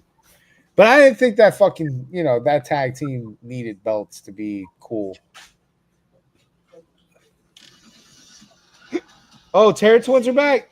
The mistake that you made was thinking that hurt the bad. Oh, we're bringing the Terror Twins back to deal with fucking. Damien and I, we've been through hell and back. Oh, okay. I like this. That fire, that I am willing to be there by his side. And Zelina, you thought that you could what? Get under his skin? All you've really done is sign your own death wish. Because next week, it's you two versus us two. And you're gonna find out real quick why no one survived the terror. Dude, all right, that's cool. I'm okay with this. But is it a move or is it a borrow?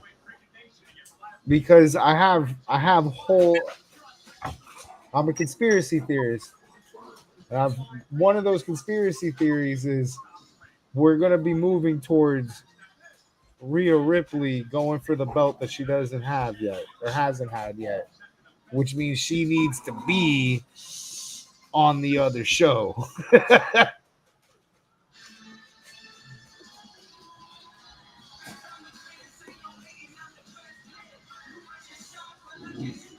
So that's why I'm asking, like, are they borrowing Rhea Ripley or are they moving her over there? Yeah, I know it's a tough question without giving me the play.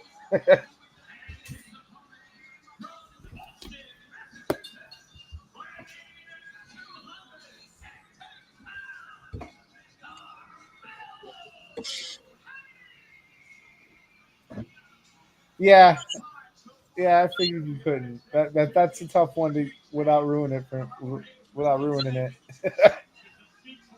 But that's my conspiracy theory. Because I'm also a real Mark, and that makes sense for me. Like that's my dream match. Getting into the ending is Rhea going for the belt that she hasn't. And dude, what a fucking match that would be. Rhea Jade, Jesus Christ.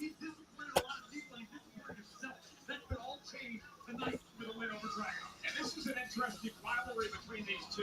A lot of bad blood here, dating back to NXT in 2023 when these two had 3 classic battles over the NXT. That's one of those dude. Like there's certain matches where you kind of like when you pair them, not so much based off of like because David and Goliath always plays in this, but more like where the storylines are going. But there's certain pairings where it's like I don't really actually that this could go either way because like it works for either outcome. And you put Rhea and Jay in a ring, that's one of those matches where it's like, dude, I don't actually know where this can go.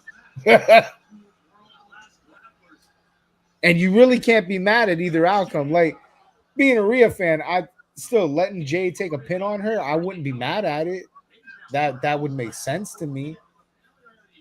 And then having Rhea take down Jade would be like, I wouldn't be mad at that shit either because fucking that's another Titan under Rhea. The same has to be said for Ilya Dragunov. And Dragunov now in a big boot right to the face of Age. Wouldn't be surprised to see a few new tricks out of either of these superstars tonight. You got to dig pretty deep into the one thing I am okay. Wait, there is one thing I am mad about. I forgot that. Why did we smash Tiffy? That was rude as fuck. That was that. I get we were trying to make Jade looking like a badass, and it definitely did make Jade look like a badass. But like, damn, dude, Tiffy carried the fucking stable for a year. defeating big Bronson Reed, and that had to do worlds of good for the confidence of Carmelo. And of course, in his time is down, David a big commit to Carmelo Hayes since he joined Friday Night SmackDown as he cooks the champion Dragunov here. Carmelo Hayes is not going to be in that category for you. One of the great wrestlers. Like, I at least appreciate that you let her have the knee as an out. But it's like, fuck, bro. That was brutal to watch. I was not I was not okay with that. Like, I was already going into the match like, damn, dude, I think Tiffany's not gonna take this one, guys. Like, she's got a reason to lose now with the knee. Like, this is set up. I get it. But then the squash happened. It was like fucking rubbing salt in the wound. Like, I already knew that this was not going to be a great night for Tiffy fans. But the squash, bro, that was insulting.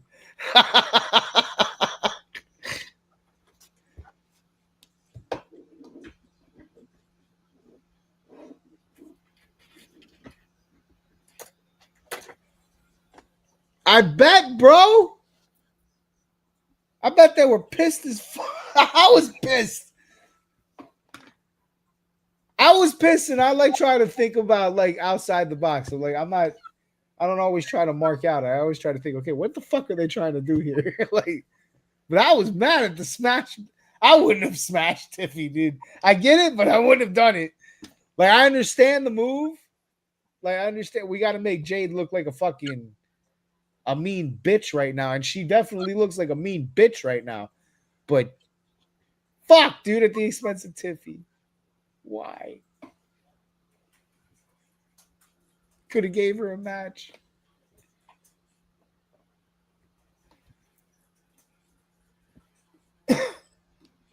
Yeah, she's good as a heel, bro. That was a good move, making her a heel. She's like the what do you call it? The supervillain shit that she does. That's, yeah.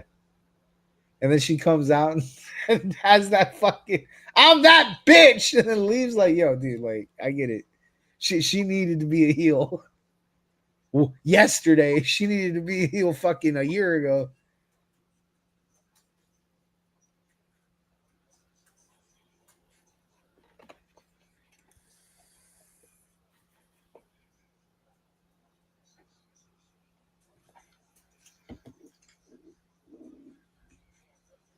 That's why the Rhea Ripley match needs to happen, bro.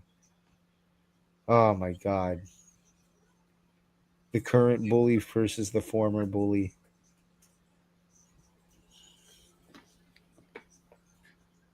What's going on, by the way? How far along is she in the healing process before we get the mask off? And how's Seth's timetable looking? Yeah, I know he just got surgery.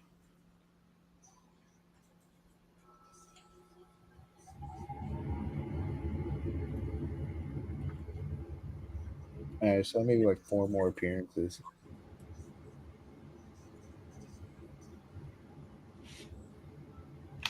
I feel like Rhea Ripley is like wrestled for 8 months in a Rip Hamilton mask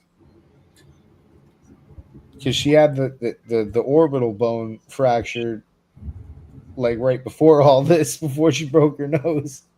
I feel like half the fucking year she's been wrestling in a Rip Hamilton mask.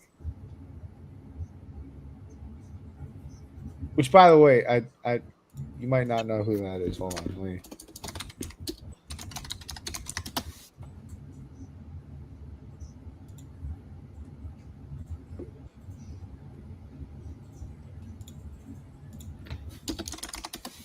There you go.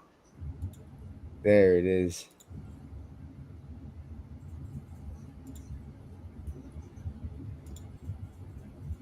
This has been real like more than half the fucking year. This year.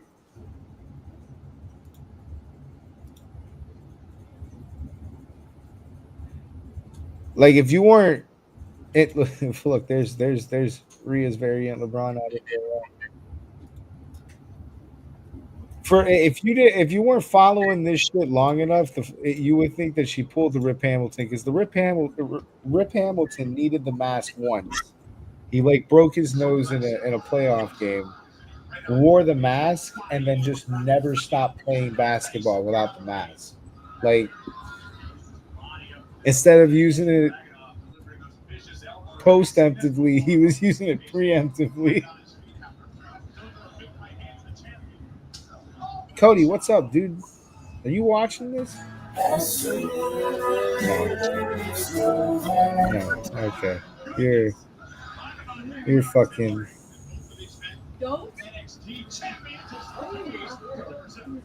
What's going on with Seth though? Do we know a timetable for Rollins?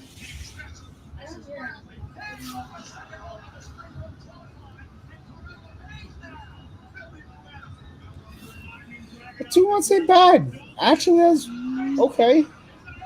Tell me, because I never got the actual injury. Was it a rotator?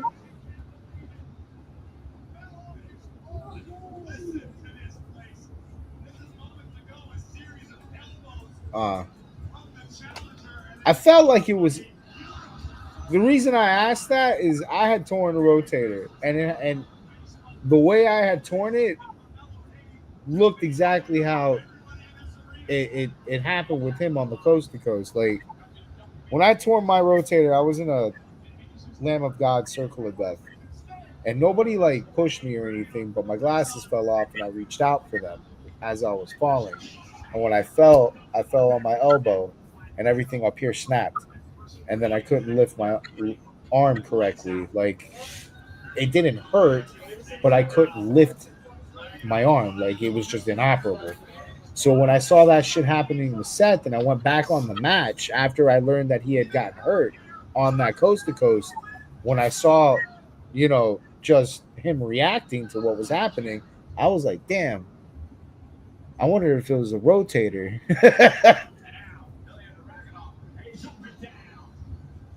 What the fuck are you saying? Talking about Seth Rollins. We're talking to Keebler in the private chat.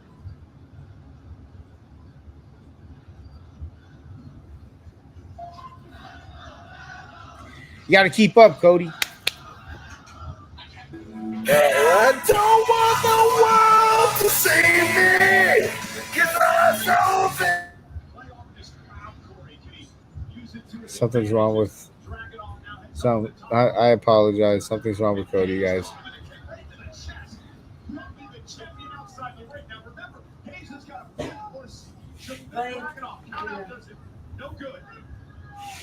Wait, you go out?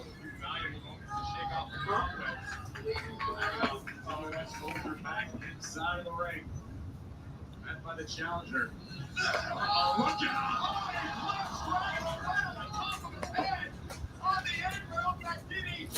That punch him in the barricade. Hayes has got an opportunity here.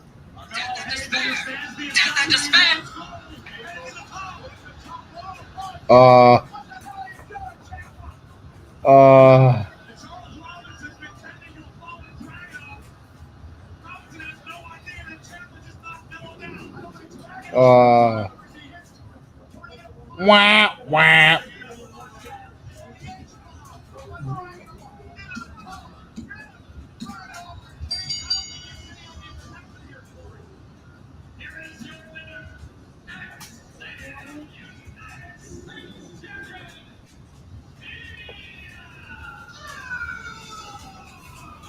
I think you may have a point, Cole. Dragunov was down being tended to by Charles Robinson. This was moments earlier. Carmelo spiking the champion on the apron. The vicious DDT. Launching Dragunov into the Ilya knows how to fucking sell like nobody else, bro.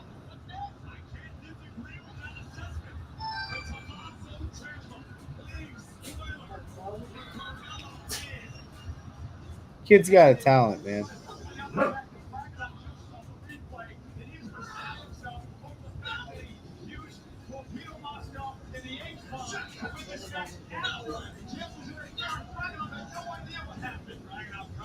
He's pissed. He found out. Thanks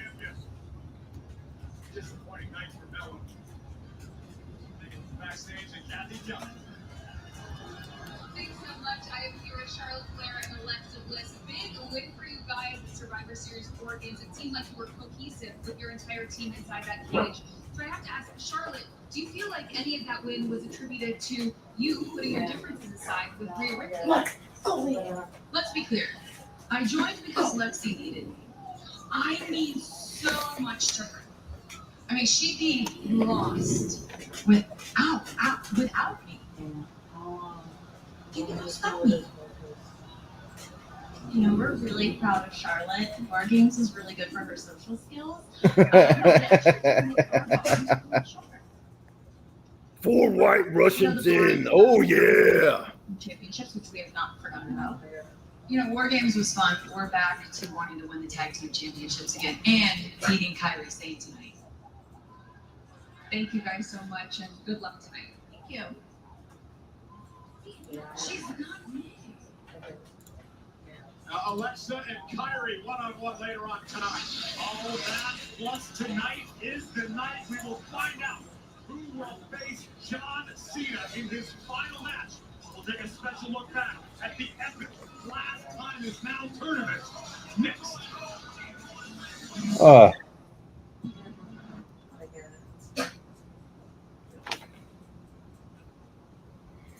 Yeah, dude, Jade versus Rhea Ripley is gonna feed fucking generations, man.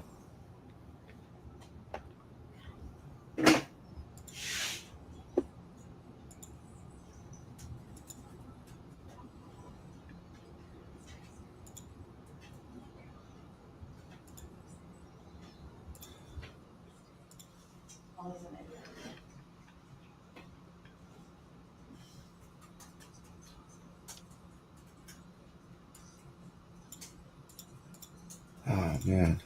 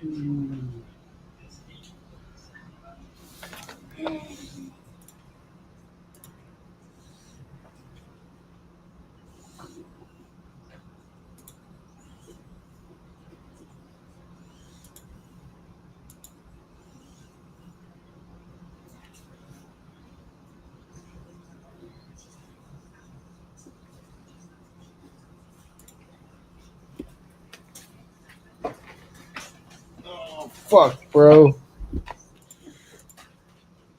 I keep seeing that Chris Rose clip.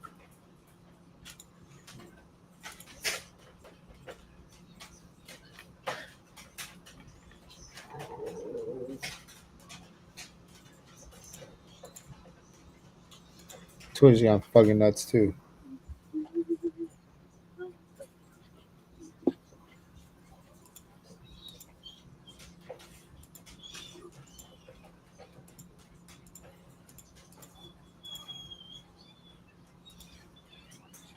Bro.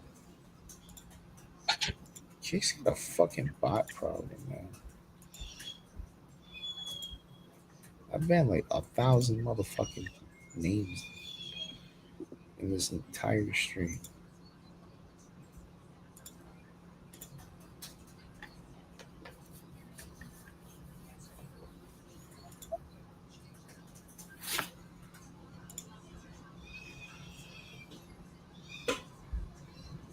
Go away.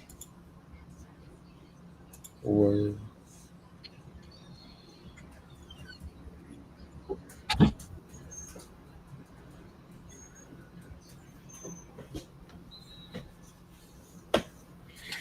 we're back. Superstar figures. They're back. Starring the legendary Hulk Hogan, John and Logan Paul. And they're back in stores exclusively at Target now. And speaking of John Cena,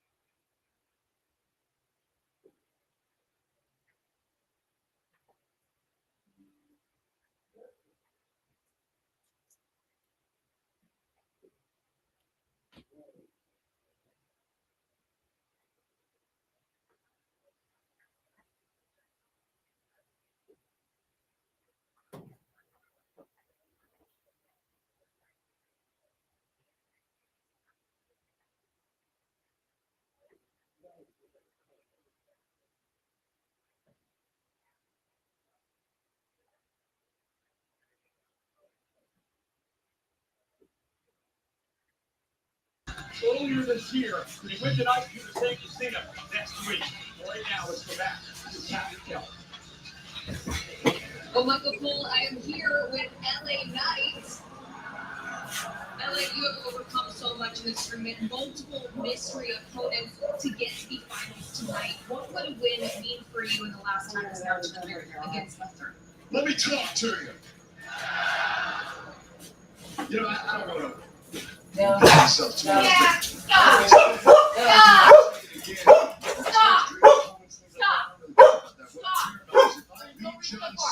That means extending my legacy. There's one man standing in my way. The last time is now. The last time is now for either me or for Gunther. Now you got to think about it. Gunther is a former Intercontinental Champion. He's a former World Heavyweight Champion. But you don't understand. You're looking in the eyes right now of an unstoppable force. Something you ain't ever seen before. Something you ain't ready for. So I tell you what, Gunther, it's going to be a bit of a fight. He's not on the phone. He's boarding the helicopter. All right. Oh, it's on the flight. You can get dropped on your head like all the rest with everybody saying. Yeah. Cole, I will try to get in a word with Gunther later this evening. What's going on out in the arena? Thanks, Jackie. That's going to be our main event tonight. What's going on? It's about time to start swashbuckling, Cole.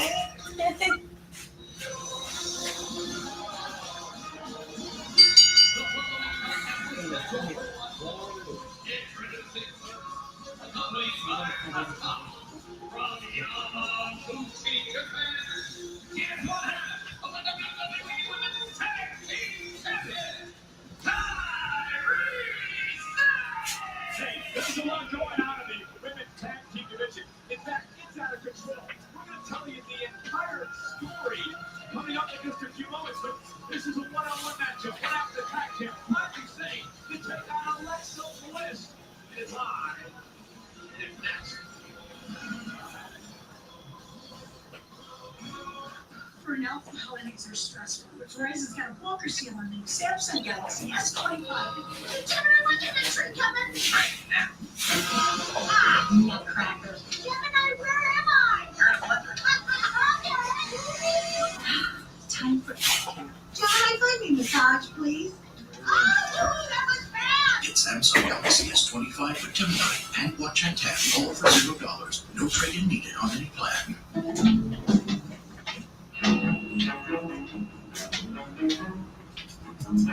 All right, team, listen up. The secret's out. Everyone knows. About Rakuten. Hold on. I thought it was just for us. So the humans can also stack up to 15% cash back on top of holiday sales? Yes, but you're still special. You've got the pointy ears. Good. Hey guys, I booked this kid net. Let me ask you something. You guys know about Rakuten? At DQ, we're all about and. Like our new limited time crispy onion cheeseburger, $7 meal deal with crispy onions. And try it for me. And here's your drink. And a sundae. Try our new crispy onion cheeseburger, $7 meal deal right now at DQ. Dad, what happened to the evil wizard? You're still thinking about the Bills game, huh? Try this. Better? Sorry, Josh. I mean, Jason. I named you. Snickers satisfies. We're surprising back with a Twisted Tea drop. We're celebrating fall with a smooth, refreshing taste of Twisted Tea Hard Iced Tea. Made with real brewed tea and 5% alcohol. Twisted Tea Hard Iced Tea. And Twisted. On the other end, Charlie Run is climbing the ladder. He's actually wait a second. He's catching it.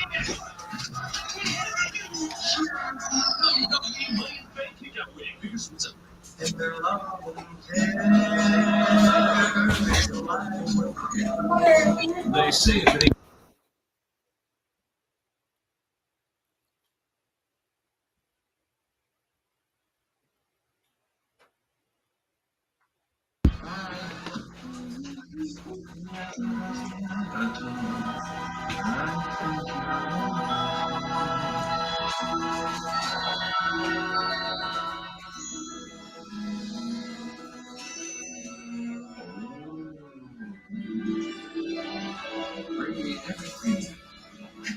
The magic of your Wi-Fi at one price for 5 years. Xfinity. Imagine that.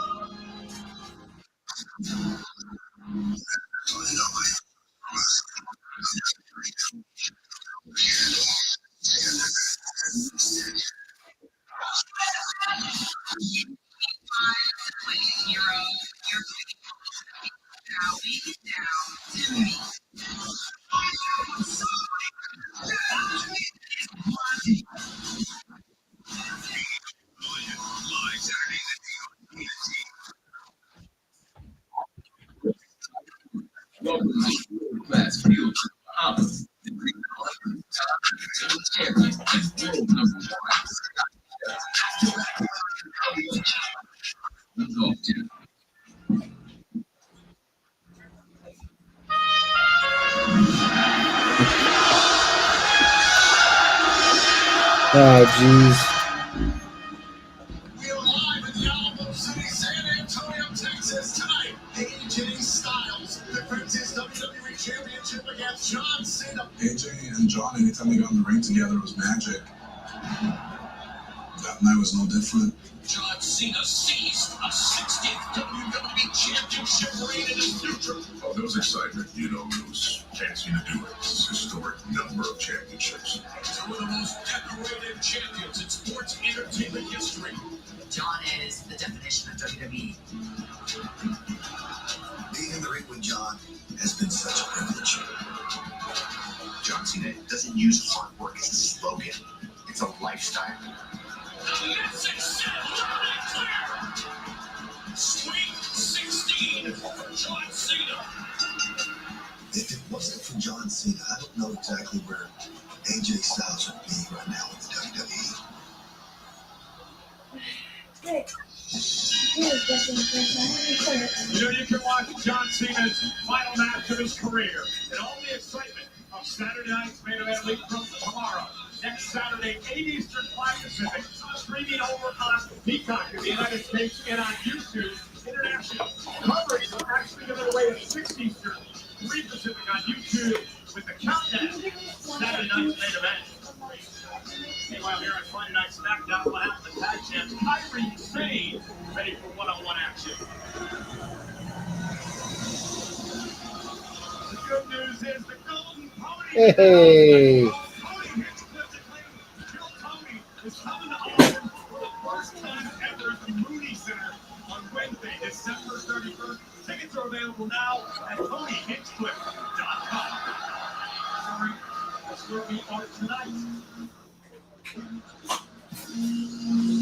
I was Austin. I got here.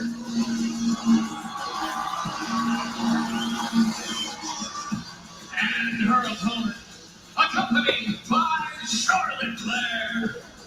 From Columbus, Ohio, Alexa Bliss! That was for the folks watching at home that aren't in Austin tonight, and also watching at home.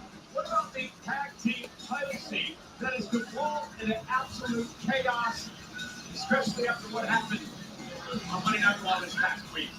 And this was absolute madness to end this matchup. The Kabuki Warriors would hit the scene, taking out Charlotte, Alexa, Rita, and Io. Unlikely saviors in the form of Bayley and Lyra Valkyria would hit the scene and need a similar fate. And then, out of nowhere, Liv Morgan and the Judgment Day would hit the scene, wreck shop, and stand tall to end Monday Night Raw. The mission is clear for the Judgment Day. They want gold back in the clubhouse. You're right. The women's tag team division continues to heat up week after week. Might be the best it's ever been. And Liv Morgan is a game changer, isn't she? No doubt about it. All Dirty Dom, of course, for the Intercontinental Championship last Saturday night. John Cena, of course, wreaking havoc this past Monday on Raw. So it's Kyrie Sane and Alexa Bliss for the first time ever going one-on-one here tonight. Both of these women locked inside 4 games. Easy back. Charlotte's team coming off victorious after Lee tapped out Becky Lynch. No matter what Becky says, go ahead. Start with the conspiracy theory. I'm not a conspirator. Well, yeah, no, I mean, yeah, yeah, no, if you need to do something like that where we have them,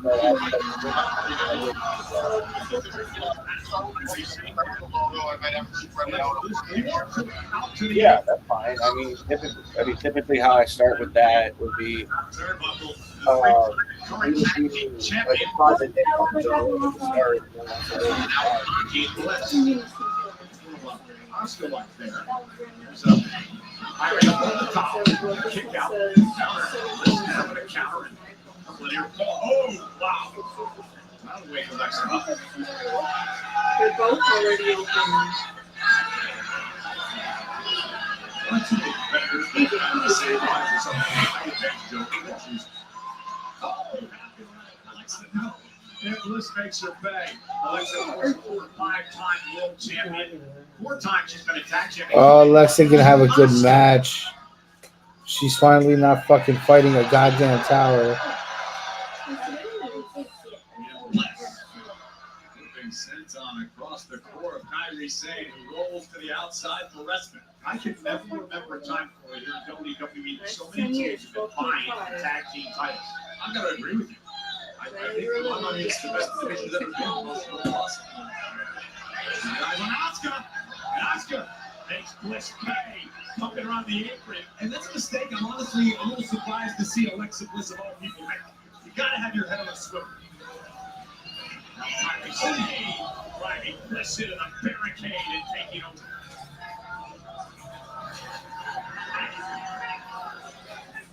Boo. Is eating his way through Tampa, Florida.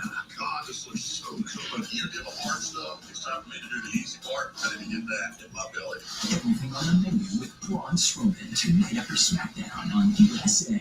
Since the dawn of time, man has been plagued by itch and irritation. Not wiping clean. What man didn't realize is that wetter cleans better. See how Wet Tube Wipes completely clears while Dry TP smears? Ditch the itch and switch to Wet Extra Large Tubes. The best cleaning, hands down.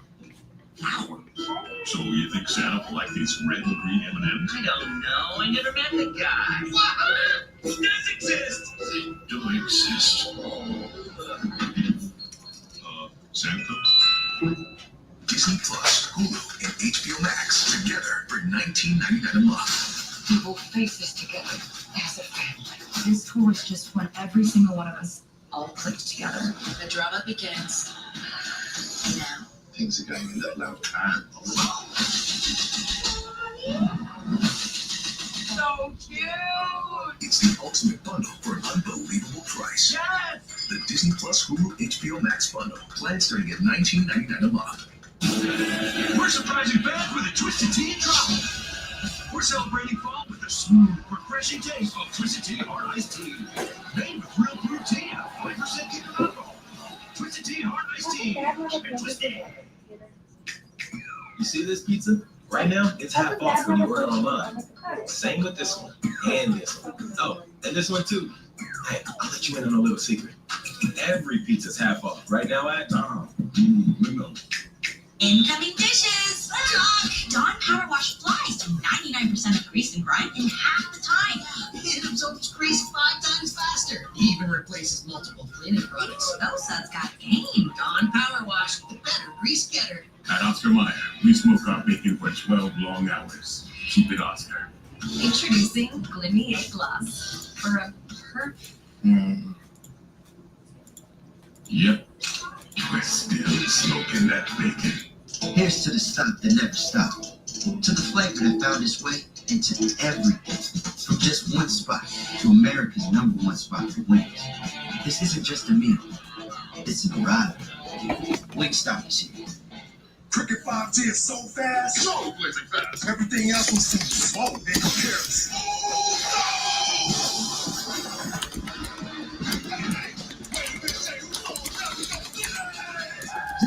You're all cricket. On the other end, Tony Reynolds is climbing the ladder. He's actually What is the vacation? Mars. Wait a second, he's catching in. WWE Money in the Bank kickout win because what's up? At DQ, we're all about and. Like our new limited time crispy onion cheeseburger $7 meal deal with crispy onions. And a fry for me. And is it true? And a sundae. Try our new crispy onion cheeseburger $7 meal deal right now at DQ. We are on our way to St. Dennis 2.0. Kyrie back to the top rope. Alexa Bliss trying to make it back to her feet, fight back into this matchup. Critical match of one-on-one. moves on a tag team match. Both of these teams looking to build momentum within the tag team division. Of course, the Ruby Warriors, the current champ. And to your point, Charlotte and Alexa have not yet received their rematch. A win for Alexa Bliss would certainly strengthen their case, even in one-on-one competition. Kyrie with that headbutt to Bliss, and Bliss is in trouble. You can say that again. Hey, Monkey. Yep. I'm gonna hop off here, only because I gotta be up early tomorrow. All right, bro. All right, I'll see y'all later. Later. Bliss has got a kick out of two. Kyrie saying from the top rope. It's just you and me, Cody. Double stomp right through the heart of Well, you're fucking you know, Corky, the more she hangs around with doing it in the dark. Kyrie saying you come. Stuck a fly into it, I guess. Question Oscar bit nearly going. There we go. There's a that is the case. I'm gonna fucking flip it over to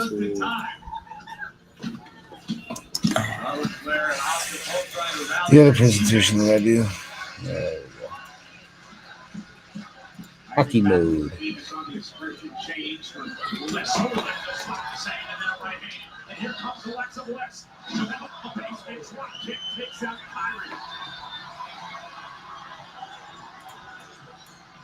Oh, that looks familiar. As Charlotte looks on at ringside. There we go. Looking for Sister Abigail. Asuka on the apron. Launching a distraction, allowing Kyrie to roll Alexa up. Alexa's got a kick out of two. And now Charlotte. Oh. Green takes down the Empress. That cutlass back fist just rocked the world of Miss Bliss. And now Kyrie gonna position Bliss for an insane elbow to put this match away. Kyrie top rope.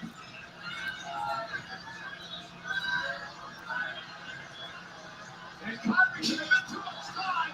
Intercepted by Bliss. Oh. Oh. Yeah. Everybody like that. What a win for Alexa Bliss. Thereby for Charlotte Flair. You have to imagine this is going to put these two women much closer to Ah, jeez. It's these bitches again. Attacking Bliss. Hit Charlotte from behind and a big right drops Alexa. We're talking about how stacked the women's tag team division has become recently. And how dare we not name this duo Samoan Drop. Jax and Legend wrecking shop tonight in Austin. What a threat these two pose. The bougie bully, the irresistible force, and I don't think they're done yet. Asuka trying to come to the aid of Kyrie. Backhand by Asuka. Asuka right up Nia and Legend here. With some strikes for the Empress of Tomorrow, takes down Legend. Oh, and Nia Jax. What impact. Alley-oop headbutt from Jax to turn Asuka's lights out. Seems like you're about to go out.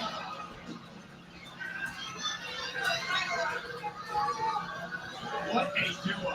Power personified. Nia Jax knew what she was doing when she fought last Legend here. And now Nia Jax going to annihilate Kyrie Sane.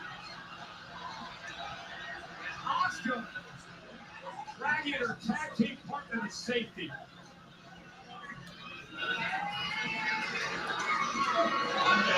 Judgment Day tonight, it's Jax and Legend.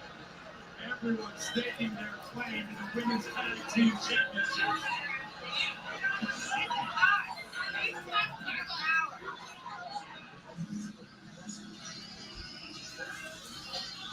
Asuka and Kyrie can feel the targets on their backs get bigger by the moment. Let's have lunch for the party. Yes, perhaps. All right. Thank you. I know. I've copied it. Ready to do this? Let's do this. You good? I'm good. All right, let's go. Did you see how the new layout for Facebook is? Oh, okay. Gentlemen. Yeah, I like it. Right. I'm not more cute, so. So, What's what's going on? Right. Why are we here? Yeah, like, with all due respect, we have a big match tomorrow at deadline, so I'm very surprised to get a text from you asking me to come here tonight. I appreciate that. I appreciate you coming on short notice. All will be revealed. Just no fighting. Go, take it away. I know you have your match at deadline, but next weekend, Saturday night's main event, in the spirit of what John Cena has been talking about, opportunity. Whoever wins tomorrow will be wrestling me. That's Saturday night's main event. Good luck, Jimmy. Good.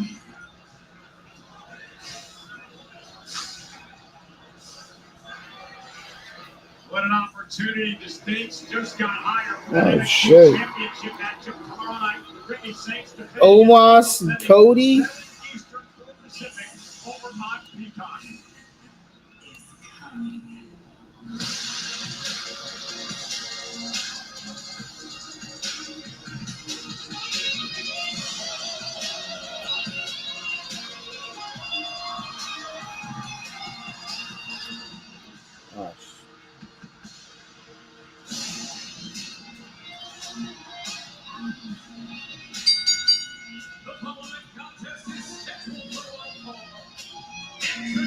Ah, the glasses, yo.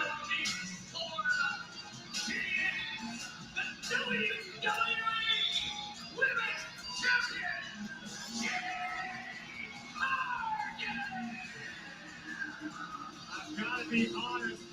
The championship wrapped around the waist of our statuesque champion Jay Cargill just looks perfect. The champ's in action. It's out of fire. The secret purpose. Why next? She's gonna bully Alba Fire. T.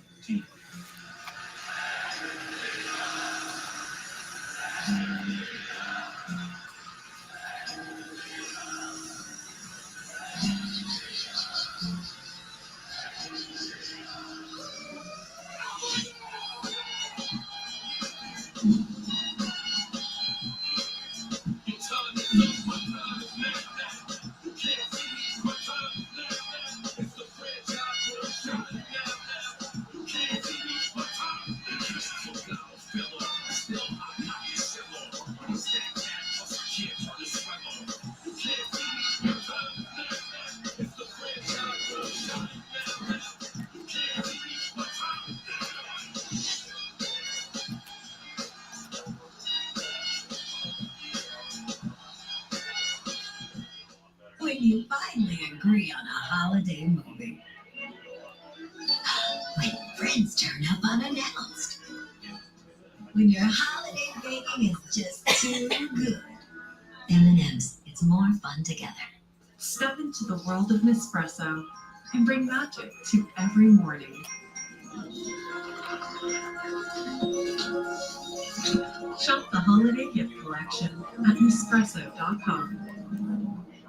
Gain Tango Scent Boosters. With two irresistible scents coming together, you can't help but dance. Oh wow, that's fresh. Gain Tango Scent Boosters. More scent, more joy. Walmart's top brand gifts surprised every last home. Walmart has Tony's, And Nespresso? even Apple. Who knew? Okay, please. At DQ, we're all about and. Like our new limited time crispy onion cheeseburger $7 meal deal with crispy onions. And the fry for me. And here's your drink. And the sundae. Try our new crispy onion cheeseburger $7 meal deal right now at DQ. Money in the bank time. Cody Rhodes is climbing the ladder. He's actually Dominic, money in the big pieces. Mars. Wait a second. He's catching in. WWE Money in the Bank kickout win because it's over. Did we invent crispy chicken? No. We just put it where it should be. Inside tacos and burritos, obviously. Crispy chicken from Taco Bell, brand new classic. We're surprising fans with a Twisted Tea drop. We're celebrating fall with a smooth, refreshing taste of Twisted Tea Hard Iced Tea. Made with real brewed tea and a 5% given alcohol. Twisted Tea Hard Iced Tea. Keep it twisted. Make the most of your season during the Kia Season of New Tradition sales event. Gift yourself some savings and visit your local Kia dealer today. Get 0.9% APR for up to 60 months, plus 1,000 retail bonus cash on specially tagged 2025 Telluride, Sorrento, and Sportage vehicles. I don't need analytics. I got my gun. I don't know, man. I just got a killer insight on tonight's game using Hard Rock Bet Statson. Hey, that's what I use. You don't just rip it and rip it. If New York's won their last 3 primetime games on the road, it's something we got to consider. Then you grip it and rip it. I like that they're stealing the Beyblade reference.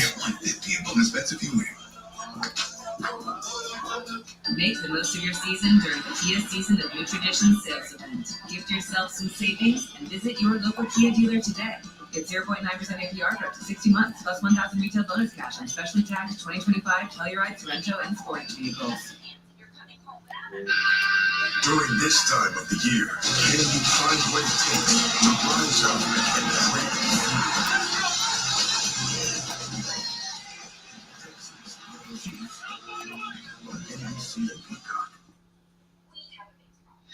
Hey, SmackDown's in Austin, Texas tonight, but what a week for WWE Podcast. Logan Paul on Impulsive welcomes WWE President Nick Khan. The Undertaker welcomes Bailey, comedian Andrew Schultz on the Stephanie Show, and a week of this upcoming Wednesday.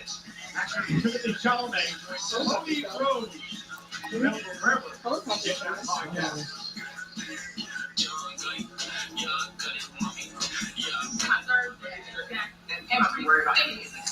I'm not worried about it. Last night, was attacking Charlotte and Alexa and the Kabuki Warriors really necessary? First of all, do not run up on us like that as we're walking. Do you not see what we just did? We're dangerous. Okay? Second of all, the Kabuki Warriors got what they deserved. They're idiots, just like Bailey says, because Asuka misted Lash's beautiful face in War Games, and that's the reason we lost. Tell them, Lash. Exactly. And you better know that's just a preview, a little taste of what we're capable of, okay? And big news, we're coming after those tag team titles. And there's absolutely nothing that the Kabuki Warriors, Judgment Day, Rio, those fake wannabe besties, Charlexa, can do about it. Right? Charlexa? Is that what we're calling these? Are we just not? We have we given up on fucking tag team names? U.S. champion Chelsea after what happened last week. As we kick off this celebration with a very expensive display of pyrotechnics in my name. 3, 2. Unfortunately, Chelsea Green forgot to check the forecast. The storm will arrive in the form of Jade Cargill, who flattened out the fire and then took Chelsea down with Jade. Statement made. She is that. Matchup underway. Cargill and Alba Fire. It's interesting how these two actually met a couple of years back, but this is a much different Jade Cargill this time around. Jade better keep an eye on the basket. And that being Alba Fire, Jade allowed Chelsea Green to play some mind games from the outside. Alba took advantage. Alba's a veteran in this game. She realized that she's going to come out of the gate strong. She may only get one opportunity to get it in her hand against someone as powerful as Cargill. And that's what we're seeing right now. The champion fired up tonight using her quickness and her physicality here against Cargill.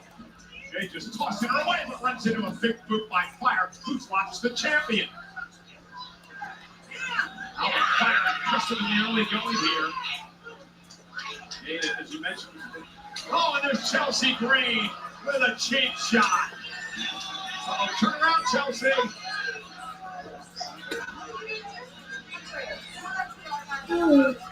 James and Julia, the former United States champion, who Chelsea Green stole the title from, and they're getting into the outside the ring. of here, champ. The beautiful madness laying waste to the United States champion. Meanwhile, Alpha Fire still has the champ arguing champ. Alpha, do something. This is dereliction of duty. To the ring of Corbin. What do you want her to do, Corey? Take an oath with your fire and secret harvest. Fine custom. She's not taking her sights off the score. Cargill, jaded. Jaded with another win. Here is your winner, the WWE Women's Champion, Jade Cargill. Chelsea Graves got problems with everything, doesn't she? Seems to be the case, but you don't want to be a problem for Jade Cargill. Look at this power from the WWE Women's Champion. Driving fire down with a spine buster. There is Jade. A dominant showing tonight for the champ. Here is your winner. Good luck trying to take the championship off Cargill. Know what you saw out there in the United States title match, and trust me, we can't stand DIY either. So with that being said, let us get our hands on Ciampa and John. Oh, and not only that, his wife, that sinvergüenza de carne, he stole my mask. I mean, you think of anything worse? No, we have to do something about it. Ciampa is honored. The integrity of the United States Open Challenge, and if that jackass is begging for attention, he's done it. Nick, I want that match. You want that match? Yes. You got it. Next week, it's you and Tommaso Ciampa for the United States Championship. And after, you guys can have That's so not worth it. Like, the excitement of it, but it's so expensive. No, I grew up with a handmade advent calendar that we put up every year. My grandma just made handmade. Yeah, they can make bags, put them in bags and stuff like that. No, Solo What? It's a red felt that had pockets. What happened? 1 through 20. What happened? Hey, you're back. Half of them. What do you mean? And then there was You won't Where's watch it? Eric? Where's Brendan? Like, don't understand this. Fucking. It's just me and you, buddy. Just me and you. Huh? Yeah, just me and you, buddy. Watching the Panthers game. Huh? Okay. Cool. I mean. So respect the combat on. Okay. Cool. Oh fuck, that's true. Yeah. WrestleMania Vegas. That's right. Good. But up. There we go. There we go. That's better. This is an SVU. Oh, I can see your picture because I don't know why I'm talking Russian. Maybe it's because I'm white Russian and you're white Russian. I think you just might be broken, dude. That might be it. You might have a screw or two loose. You get a new iPhone 17 on them with an awesome camera and they'll even deliver it. Don't argue with me, kid. I have the best memory in this house, so I don't want to hear it. Some You ain't gonna hear Claudia argue with that. simple, but I am an entertainer. Bop, bop, bop.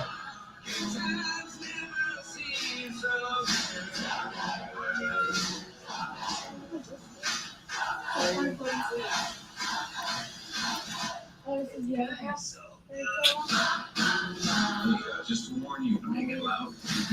Hey, what happened? Back on commercial? Yeah, we're on commercial, bro. You said one time. Fuck, what are you doing, dude? Were you doing it in the dark? I was jamming, bro. Oh, you were jamming? Yeah, I didn't want you to hear the music. It's not great feeling so uncertain all the time. So when my friends I'm told me sorry. at university, I'm sorry. I thought you had others and stuff. tuition costs up front, No, dude. it's locked into Just let me hear alone. You abandoned me. I'm sorry. But I'm back now. I came back. That's all that matters. I have you in my arms. Literally, my laptop is in my arms, like a baby. Hey, you don't need to make it gay. You don't. Yeah, I'm gonna put you on full screen so I can see you clearly. Don't be full gay. Every time I look for mine, You're my baby.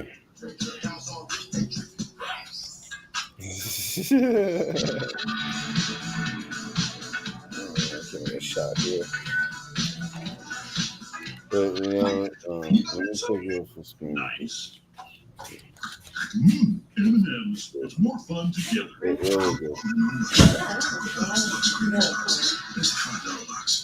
go. So Monkey, if you want to know what a baby sees, this is what he sees. Right? This is what you saw when your daddy was cradling you in his arms as a baby. It's for you. Do you like it?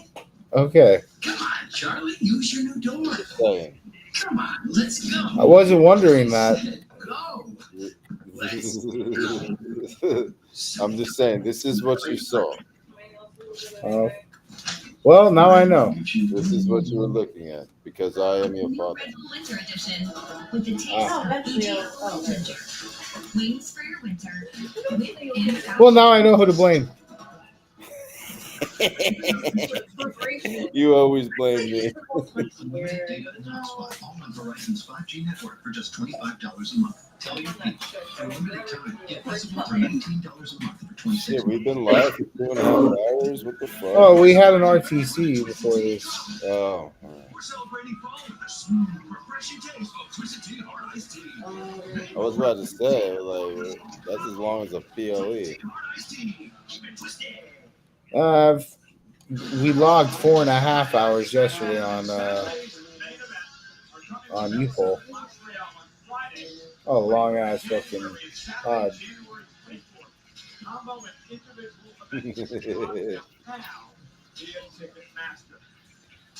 Really racist pod too. That was a really racist fucking show.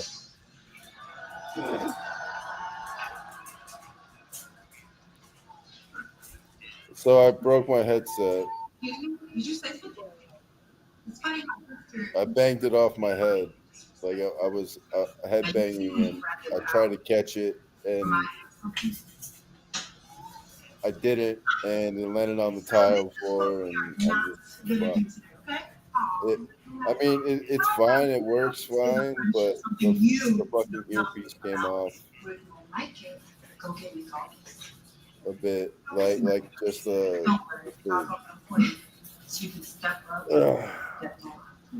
just this part, just the black foamy part. Oh you probably buy those on Amazon. Yeah, I know. I bought it off Amazon. Oh, fuck. No, I meant the foamy parts. No, I can put it back on. I'm just too drunk. I don't want to kill more bugs. That's why I won't take out my laundry.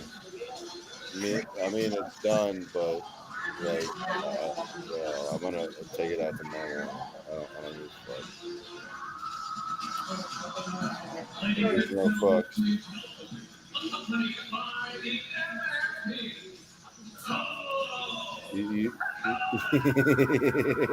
You want to see what your daddy looked like when he kissed you? Yeah. Oh my God. Yeah. Stop it.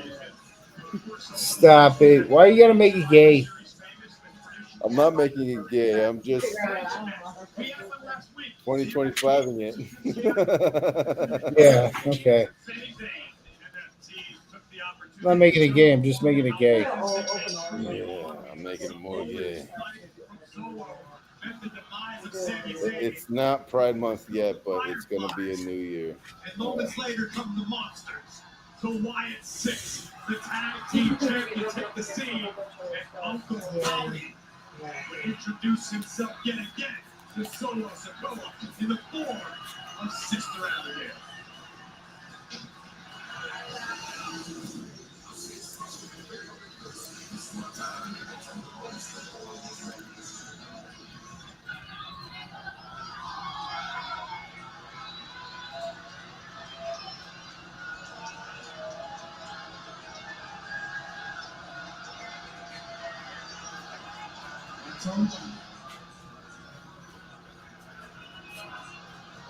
I told everyone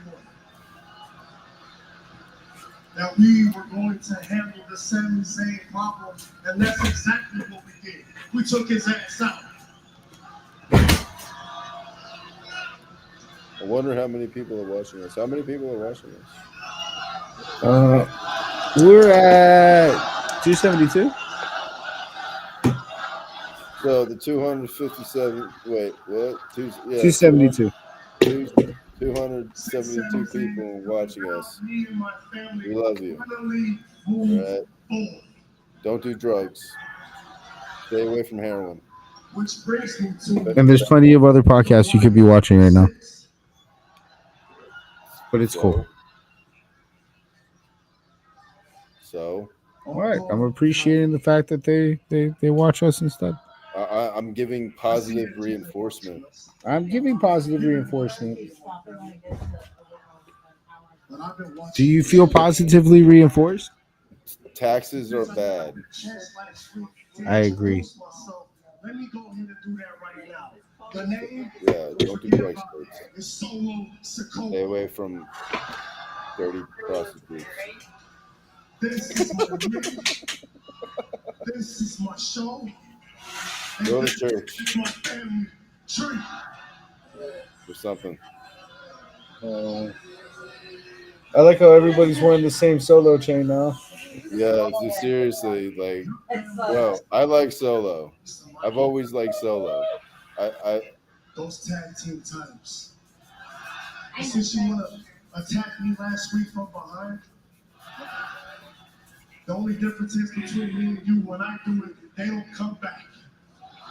You see these men standing behind me? They're my family. Yeah. You hurt me, Yeah. they're going to hurt you. Yeah. Howie, listen to me, and listen to me very, very closely. Everything that was his. Those white Russians got me. Oh, you about to piss me off, Solo. Wait, what did he do? What? I can't hear shit. Hold on. Let me turn it up, actually. I am going to take everything away from you. I am going to take away everything that you love, all the memories, and I am going to show everyone in this world that you do not deserve the name White. Oh, he's getting personal now. I can't believe this is the only way I can watch SmackDown. Because all I have to do, but you know, it's fun. It's fun. Leave. Oh, this guy is.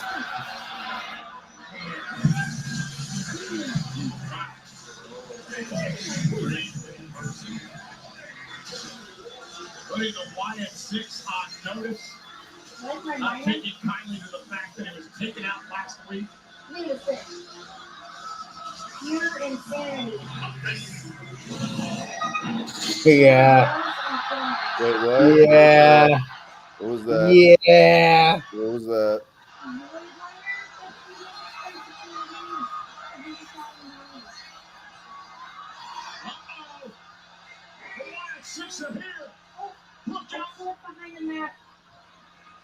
Oh boy. Oh boy.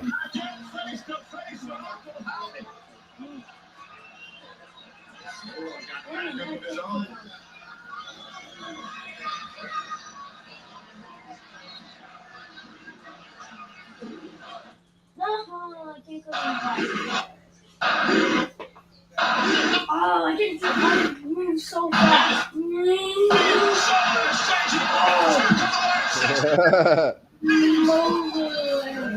Showdown, look at these spits flying, bodies everywhere.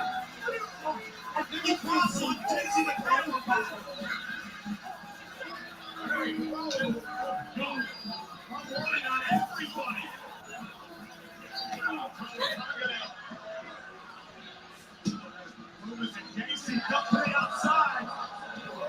This is going to fucking Two generations. Fee fi fo fum.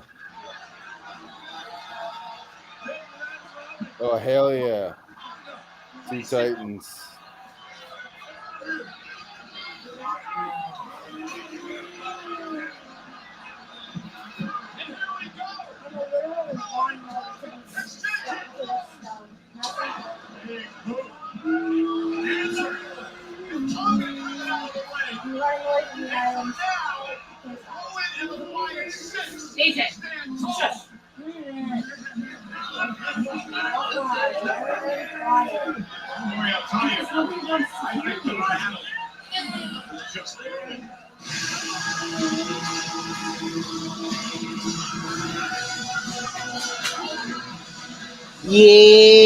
Yeah. I have that same shirt that you're wearing, by the way. Yeah, Walmart's a great place, isn't it? Yeah, right. I beat John Cena in the main event of WrestleMania. Yes, and if I am not his last opponent, I should at least be the main focus of the show. Main focus? Man, you're not even on the show. Sorry to inform you. Cody's on it, and I'm not. Who's the bigger star, Nick? Oh, I don't know. Who's the bigger con artist? Because I think it might be the guy that switched the names out when I wasn't looking last week. Yeah, I'm aware of that. But of course, you're aware of that too. You're a veteran star. And as a veteran star, you'll know that not just anyone can be booked on Saturday nights. Ding dong! Hello, Nick. I heard booked on Saturday night's main event. Thank you so much. I want to take that time. Put that bitch on Raw. Sorry about that. Yes, you are booked on Saturday night's main event. That's why Say I it brought you in again? here, because I've been discussing it with Adam Pearce, and more specifically, I said, isn't Bailey on Raw? Is a star from NXT. Right on cue. I think she's not. I think she's SmackDown. Nice to see you. Hey, so Luca. Welcome. I watch Oh it. yeah. Very impressive. Oh But yeah. you know that here on SmackDown, it's a whole Oh different yeah. level. Trust me. The 250 something people, 70 something people. I don't give a Oh, fuck. are you? Okay. Well, I guess we'll see Watching. tomorrow night when I watch you on the Just next look at that hair, Good luck. and that skin, and that face. Cody, I am here with Luther, and Luther, you have are you okay? dominated and dismantled Bro, I'm 4 white Russians in, bro. What do you think? with John Cena's final match at stake. How do you approach tonight, the finals against Now, with Gunther, just look at that That's hair. not matter where you live. Look Oh, at that man. face. That's not matter what language you speak. man. Look at that The sense of name fashion. Hengenadar Gunther internationally translates to No, victor. no. Just kidding. So I'm going to beat LA Knight, Love you, Walter. and I'm going to beat John Cena in his final match at Saturday night's main event. And I'm fully aware there's a whole locker room of passionate and hungry superstars that want to champion this. My condolences to everybody. This tournament is a foregone conclusion. So, Dude. John, I know we all can't see you, but I'm certain that you can see me. And tonight, I want you to watch. I want you to pay attention, not to the fact that I'm going to beat LA Knight. I want you to pay attention to how I'm going to beat LA Knight. Oh man. Oh The man. final of the last time is now tournament still to come. Evil.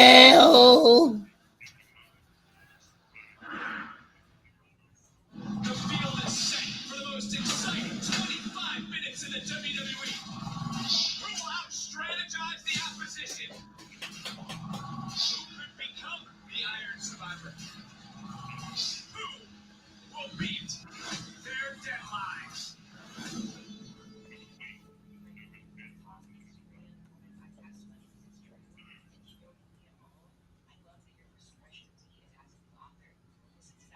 I wish Eric was here so he could explain to me the premise of that match. I wish my dick wasn't so big. What the fuck, Cody? Oh, you want to say? Ron is eating his way through Tampa, Florida. God, this looks so good. You get a hard Get stuff. them off. You do the easy part. I didn't get that in my belly. Everything on the menu with Ron Strowman. Next on USA. Jesus is better than Santa. We'll come to your house any day of the year. And we don't care what kind of weird trouble you got into. Heck, we all made mistakes. Kraft mac and cheese. Best thing ever. You want me to take that for you?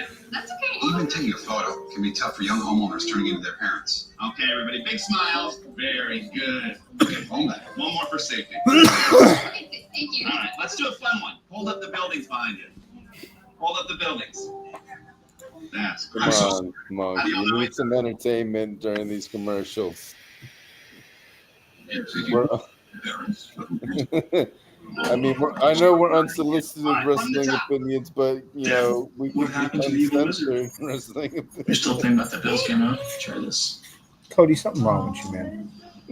Better? Did you know that? Did you know Josh. that? Something wrong with you? Jason, I named you. I can't hear you. What? Did you know that something's wrong with you? I don't know what they're thinking. But right now, every Domino's pizza Yeah, is there's half many off online. things wrong with me Every right now. single pizza. Like what? I'm not gonna overthink it. I'm just gonna get half off some. No.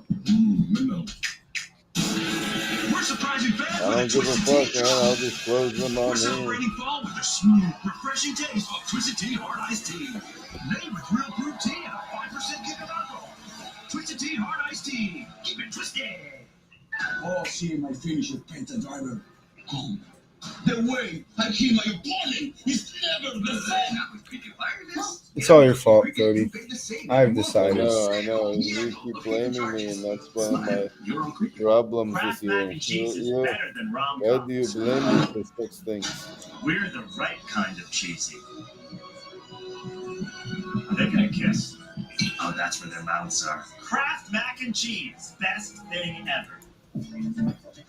Welcome to the future of entertainment. No mess, no measuring. Just bar quality cocktails at the push of a button. Wherever the local Hold on. Artesian delivers. Hold on. The kind of Oh my cocktails god, I you don't want to drop my work laptop. in your home. It's not just easy, it's impressive. Artesian Oh my god. cocktails on demand. Hey, Xander. Save Xander. Visit artesian.com/drinks. Okay. Playing the game. Xfinity has all the best live and streaming games in one place. All you gotta do is speak it into the remote. Instant rockets. See? Okay. Pepperoni pizza and original. Oh, Rick Oven. That's the cheese. And you can bring up Indiana Pacer stats. What? Water? Fuck you say? I'll be watching the game. All right. Well, okay. Xander, it's all your fault. Okay. It's in great shape. Oh, yeah. You gotta let him know. Yes. Rick wanted me to he's in our group chat. Professor Chaos. Million views. Absolutely astounding number with Colby on it. Guy who, Those views for you watching back. bro, I mean, I know you don't check the group chat much, but come on. Congratulations. I don't either. There was something so broken You about have not met him now. it. Was tragic to see a man drowning that claimed that he was keeping his head above water.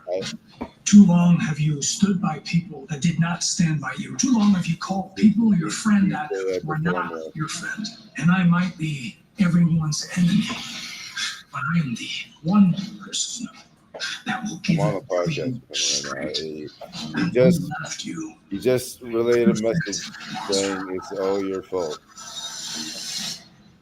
And here comes Rhea Ripley. Rhea, I don't know. the succubus that I don't tempts know why, you, man. that It's you haven't all your fault. faced. He She blamed wants me to now. I'm blaming. keep you in her cage of control. The judgment day that you knew Wait, is what? over. The Terror Twins.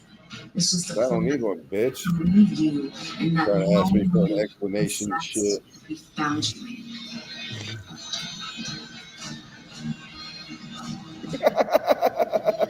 If it's the inferno you want, Damien, then like Virgil to Dante, I shall guide you through it. Yeah, I'm sorry, Robert. I heard you yelling. This is going to fuck so hard. But then, wait, what was the explanation? Well, this is official as well. Also, Tampa finally an opportunity at the United States Championship. Dragunov, Tampa, live next week. And earlier tonight, Alexa Bliss managed to get past Kyrie Sane. Bliss will try her luck again next week. And she goes one-on-one with the powerhouse Flash legend. All that and so much more on the eve of John Cena's fight match. What is my fault now? You what? What's my fault? Everything. Okay. Yeah. All right. So everything's my fault now. I am. 6 years ago, it was blame to you. but like, I'm not telling you how to do this because I'm gonna protect what I have, and it was very secret, and there was still. The business is kind of based off of fraternity. Are you king? So it held the secrecy of a fraternity. And nowadays it's great because we can get the best. Everything happened for a reason, but it would have been so easy for me to find the place. Because the school that Triple H was at was like 25 minutes from my house. Growing up, and I never knew it was there. Okay. You know, Lord Wayne, Tom and Aldi's full interview with John Cena will be available immediately following Raw this morning on WWE's YouTube. Of course, this is the week of John's final match. At Saturday night's main event, it takes place a week from tomorrow, Washington, D.C., over on Peacock. The question is, who will John face in his final match? Bro, go on my Facebook and look at me right now. I'm shaking.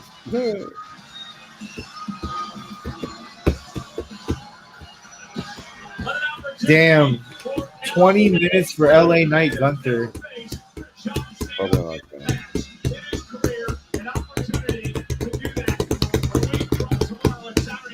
Well, 15 when you account for like commercials. Listen, Robert Baratheon, King of Game of Thrones.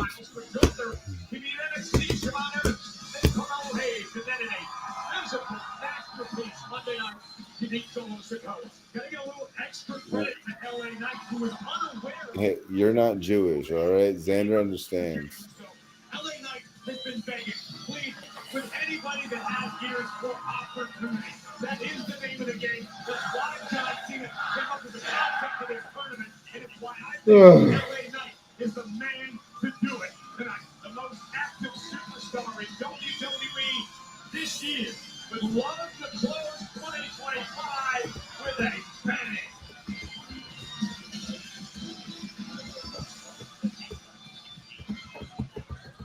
Well, that's just all women.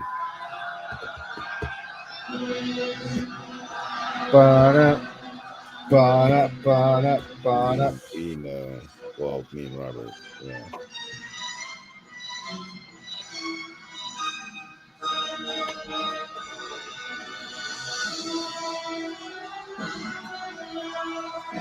Ladies and gentlemen, a couple of interesting notes about the former two-time world champion Gunther as we start this matchup. Jackie, what the fuck? The man is never Well, you just called him Jackie. non-title match since he's been on the main roster here in WWE. That's note number one. That sounds like a completely made-up fact, but it is the truth. The second note is this. Remember what happened back in July at Saturday night's main event in Atlanta, Georgia, the hometown of Hall of Famer Goldberg. In the final match of Bill Goldberg's career, the man he met that night, the Ring General Gunther, who sent Goldberg to retire.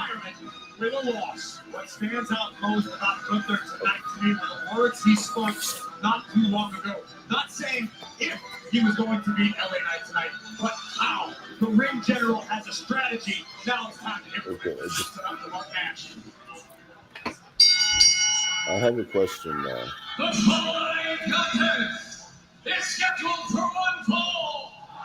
And it's called the Last Time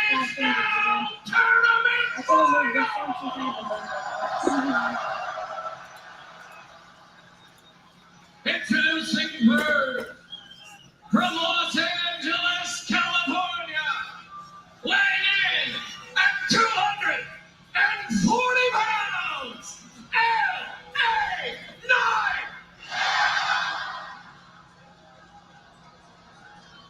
And his opponent from Vienna, Austria, weighing in at 250 pounds.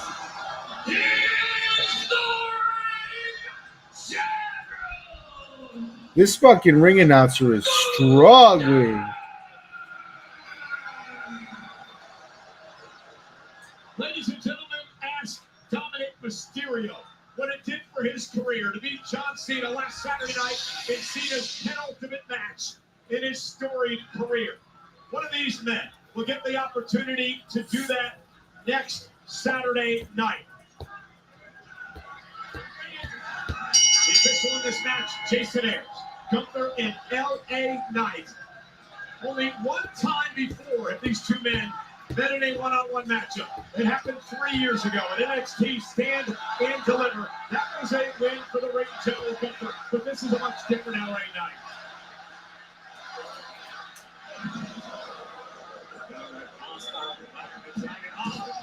Gunther and then Megastar comes out of the gate fire. LA Knight with a couple of right hands. Flash up to the floor. And now the wings midsection by LA Knight, who's fired up tonight. Oh! Oh, Gunther looking for a powerbomb early. That running spot by LA Knight. Went for the BMT, and Gunther scoops out of harm's way out here to ringside. And LA Knight wasted a little time driving Gunther to the floor with that baseball slide. And LA Knight is fired up tonight. With me, as a single mom, I'm the good cop and the bad cop. So about my compensation. The compensation will be more like mommy allows you to exist in the world. Kimura back in the Fab Lane. New series Tuesdays at 10 on E. Set your DVR. Guess who's coming to the big screen? I don't know. You're talking about me. The movie is so big. We gotta save SpongeBob! That's farther than I thought we could. You will wear your pants.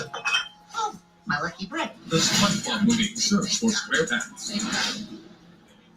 So, how does this end? Rated PG. Hey, I'm making dinner plans for you tonight because you can get half off Domino's pizzas when you order online right now.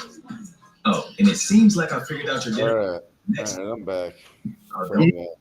Thank Goddamn. Yeah. Fuck it, Cody. Jesus, get it in gear, bro. What? What do you want? All right, I'm applying for a second job. I don't Get your life together. That's what I'm trying to do, dog. That's what I'm doing. I'm doing it, man. Here's the bill. Why you gonna mess with me, man? I'm doing it, man. I'd like you to beat it with a better deal on one of these. Yeah. I'm doing it, man. Guess you're not as cool as Verizon. Bringing your AT&T or T-Mobile bill for a better deal today. No, everywhere that At DQ, we're all go, about it. Like a new apply limited time to crispy onion or want cheeseburger, to $7 apply meal to deal just with requires crispy onions. And driving and shit. And I'm here's like, your drink. And fuck, I can't even Try our new crispy onion cheeseburger $7 meal deal right now at DQ. Gotta learn the Pros that know how to bus make your system. business our business. Pros everywhere you need us, with every part you need. From brake Yeah, pads to stock your God. shop in Orange County, California, The bus system. To oil filters for your fleet in Orange County, Florida. Man, Could be New York's bus system. the black man's worst Exceptional enemy. service, Oh, all driven hold on, by just- one mission: we're to live keep right businesses big, I did it. small, and everything in between moving full speed ahead. God damn it, Cody.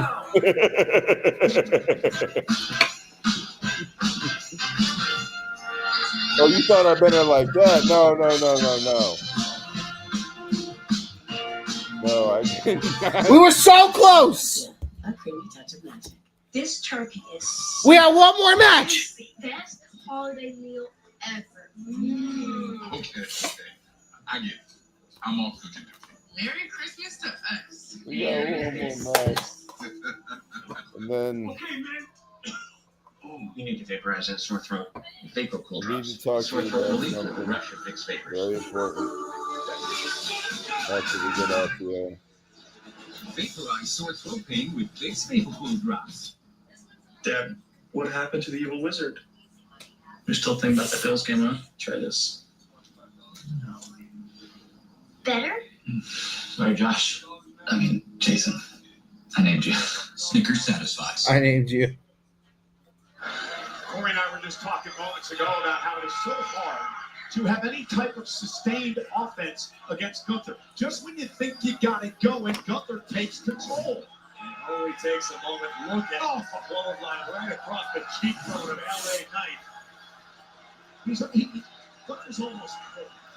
I completely agree. Well, you and I both, I know we talk a lot in the cars after the shows. I love calling Gunther's matches. As a lifelong wrestling fan, for me, this guy is my favorite going right now. Well, he's a throwback in so many ways. As Gunther is just pummeling LA Knight now. I think Gunther would be a star in any era. LA Knight catching the leg of Gunther. Down goes Gunther. Knight now going to go to the elbow, but nobody home.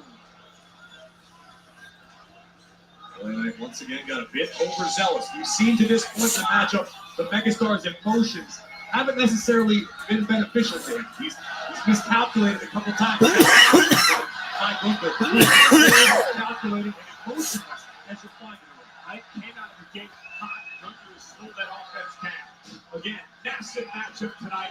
Massive stakes. The winner to face John Cena a week from tomorrow, Saturday night's main event. Cena, final match of his legendary career as LA Knight just buckles and falls to the ground.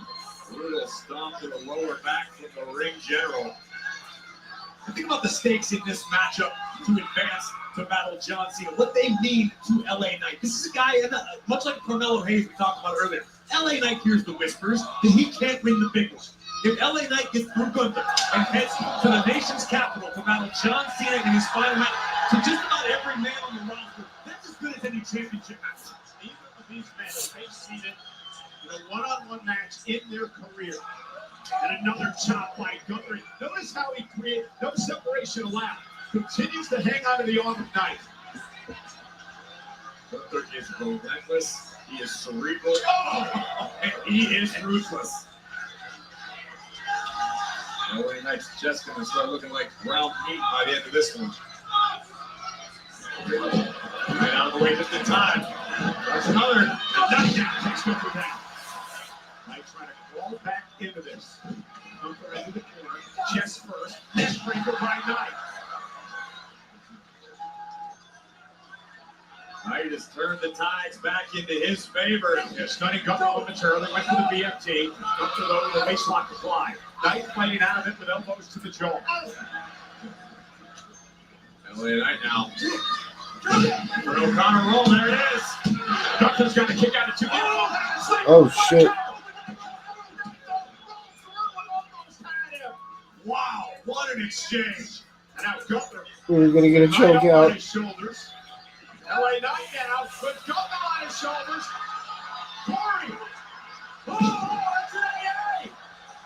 That's a Cena attitude adjustment by Knight to Gunther. Now muscling up the ring general. LA Knight. We just dropped a double A, an AA, and a reverse AA. The AA and the FU. my sister, dog walker, my best friend, my college roommate, pretty much everyone. Well, we don't have something for everyone, but we do have something for all your someones. Like someone who thinks the best coffee shop could be their kitchen. Or someone who deserves cashmere that's as warm as they are. Those colors. And someone who makes time for you. I think you're onto something. Oh, it's nothing.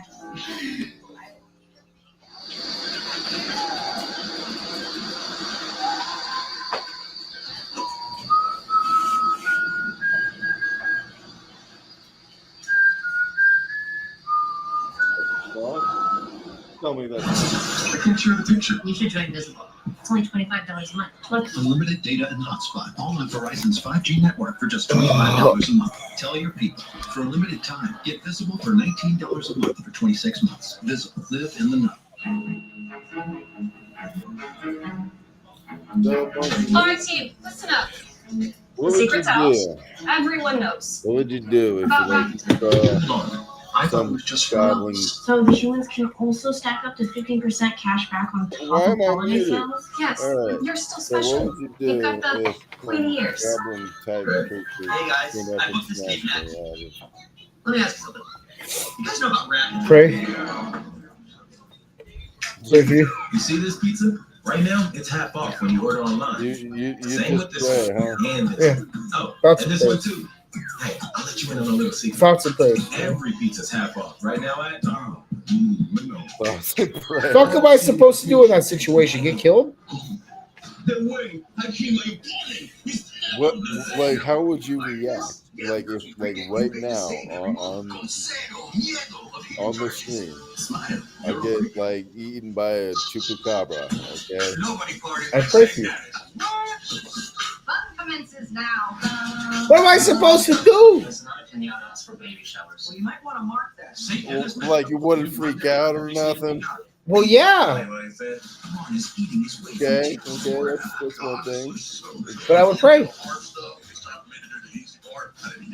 I'm not gonna call the cops, Cody. They're not gonna believe it. Next on USA.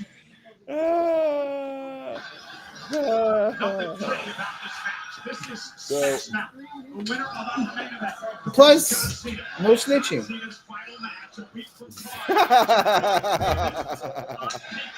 We're beginning to wade in the deep waters of this matchup, and LA Knight gets the best of that strike exchange. Look at the megastar teeing off on the ring down. you're saying if Could it be LA Knight? Faith in Christ, Cody. That's what I'm saying. Perhaps the biggest match of his career so far. all right, Buddy Christ. You know, LA Knight loves the WWE Universe, but he can't get caught pandering. And to your point, Gunther exploded out the corner with the sweeper. LA Knight on that suplex. Great defensive maneuver by Knight, driving the wind out of Gunther, preventing certain catastrophe. Knight once again, slowly making it to a vertical base. Looks like he's going to climb the ropes. Knight pulling out all the stops here. Knight from the top rope, top of his way. And Gunther, that's a kick. The Tyrannosaurus drop kick strikes again. And Gunther now has Knight where he wants it. Up top from the right.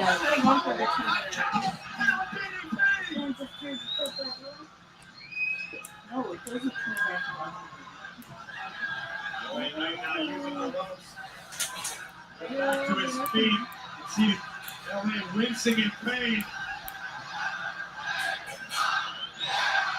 Yeah. Is it? That can shake your confidence. Nazi plot armor. This was LA Knight's bread and butter. First the DDT, spikes Gunther on top of his head. Oh my and then this God. megastar elbow right to the I heart want of the Knight to big win. Austrian. And LA He's not Knight, gonna. about 2 and 9 Uh, but can't get the job done there. The finals of the last time is now tournament. It's over. From the Moody Center on the campus of the University. He's getting of choked Texas, out. Austin. Wait, One of hold these on. two men to face Someone. Cena next Saturday night. Wait, is That's Saturday night night's main main event tomorrow? Will it be LA Knight? Saturday night main event is on Saturday, the 13th. Or the 15th. Okay, so it's next week. Huh?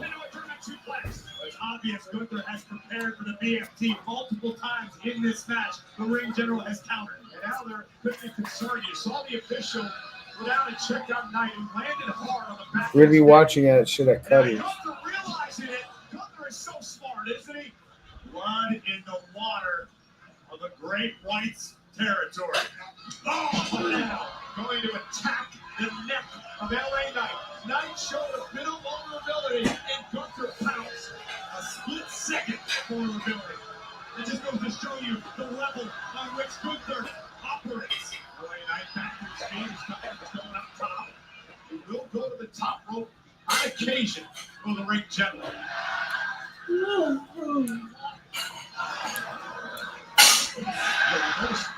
Gunther's delivering the blows. Sharp to the side of LA Knight's neck. Knight now going to fight through. Up to the top rope. Dangerous position for both superstars. Trying to hook Gunther, who's blocking, hanging on to the turnbuckle. Knight's landed on his neck. Yeah, landed on his neck. And Gunther now with the splash from the top rope. Gunther's not done just yet. Gunther gonna go top in the other corner. Now big LA realize.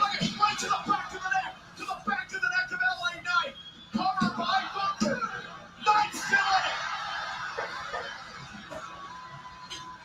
And the ring general continuing the assault with a power bomb tonight. Stacks him up. Knight still alive. There's magic in the air tonight, Cole. LA Knight feeling some kind of way. Look again at this German suplex. You can see the nasty landing high on LA Knight's neck. And Gunther with a vicious clothesline, a power bomb. The ring general knows LA Knight's neck is compromised.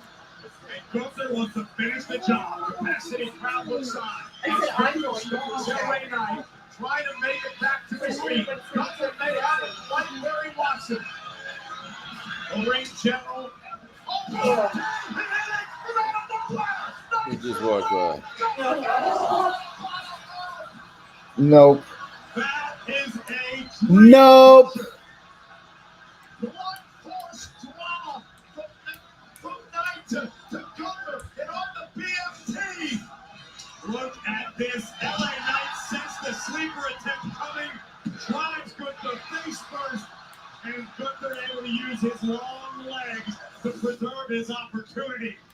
LA Knight feeling the effects of the damage to his neck. That may have been Knight's best shot. I said it, Corey, and I mean it. Blood force drama, because it is high drama here tonight on Friday Night SmackDown. LA Knight and Gunther for an opportunity to face John Cena. Now Gunther sleeper again by Gunther. Trying to wear Knight down. Knight trying to fight out of this. He's got to make it to the ropes. Down to a knee. Gunther breaks to the left. He strikes by the elbow. Back to the sleeper again. Knight's got nowhere to go. Center of the ring. Gunther has the body scissors applied. Squeezing the breath out of LA Knight. Knight trying to fight out of it with everything he has. Remember all the pressure on the neck here. The injured neck of LA Knight. WWE Universe. LA Knight needs you right now. The megastar feeds off this battle. Knight back to his feet. He's got Gunther over his shoulders. Gunther elbows to the jaw. Driving Knight What? back down to the mat. This is gonna look ugly. They're gonna fucking kill him. No. No. No. Nine.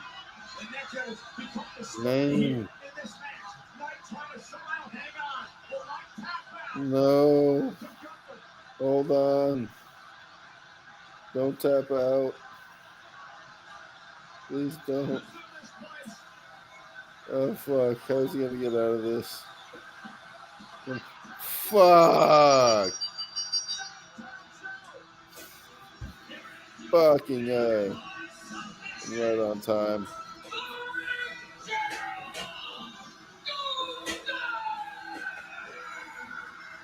Are you all ready to see John Cena die? extremely similar to the STF of John Cena. Oh my fucking god. Next Saturday, Gunther and Cena. He's gonna kill John Cena. The last time you ever see John Cena, he's going to die.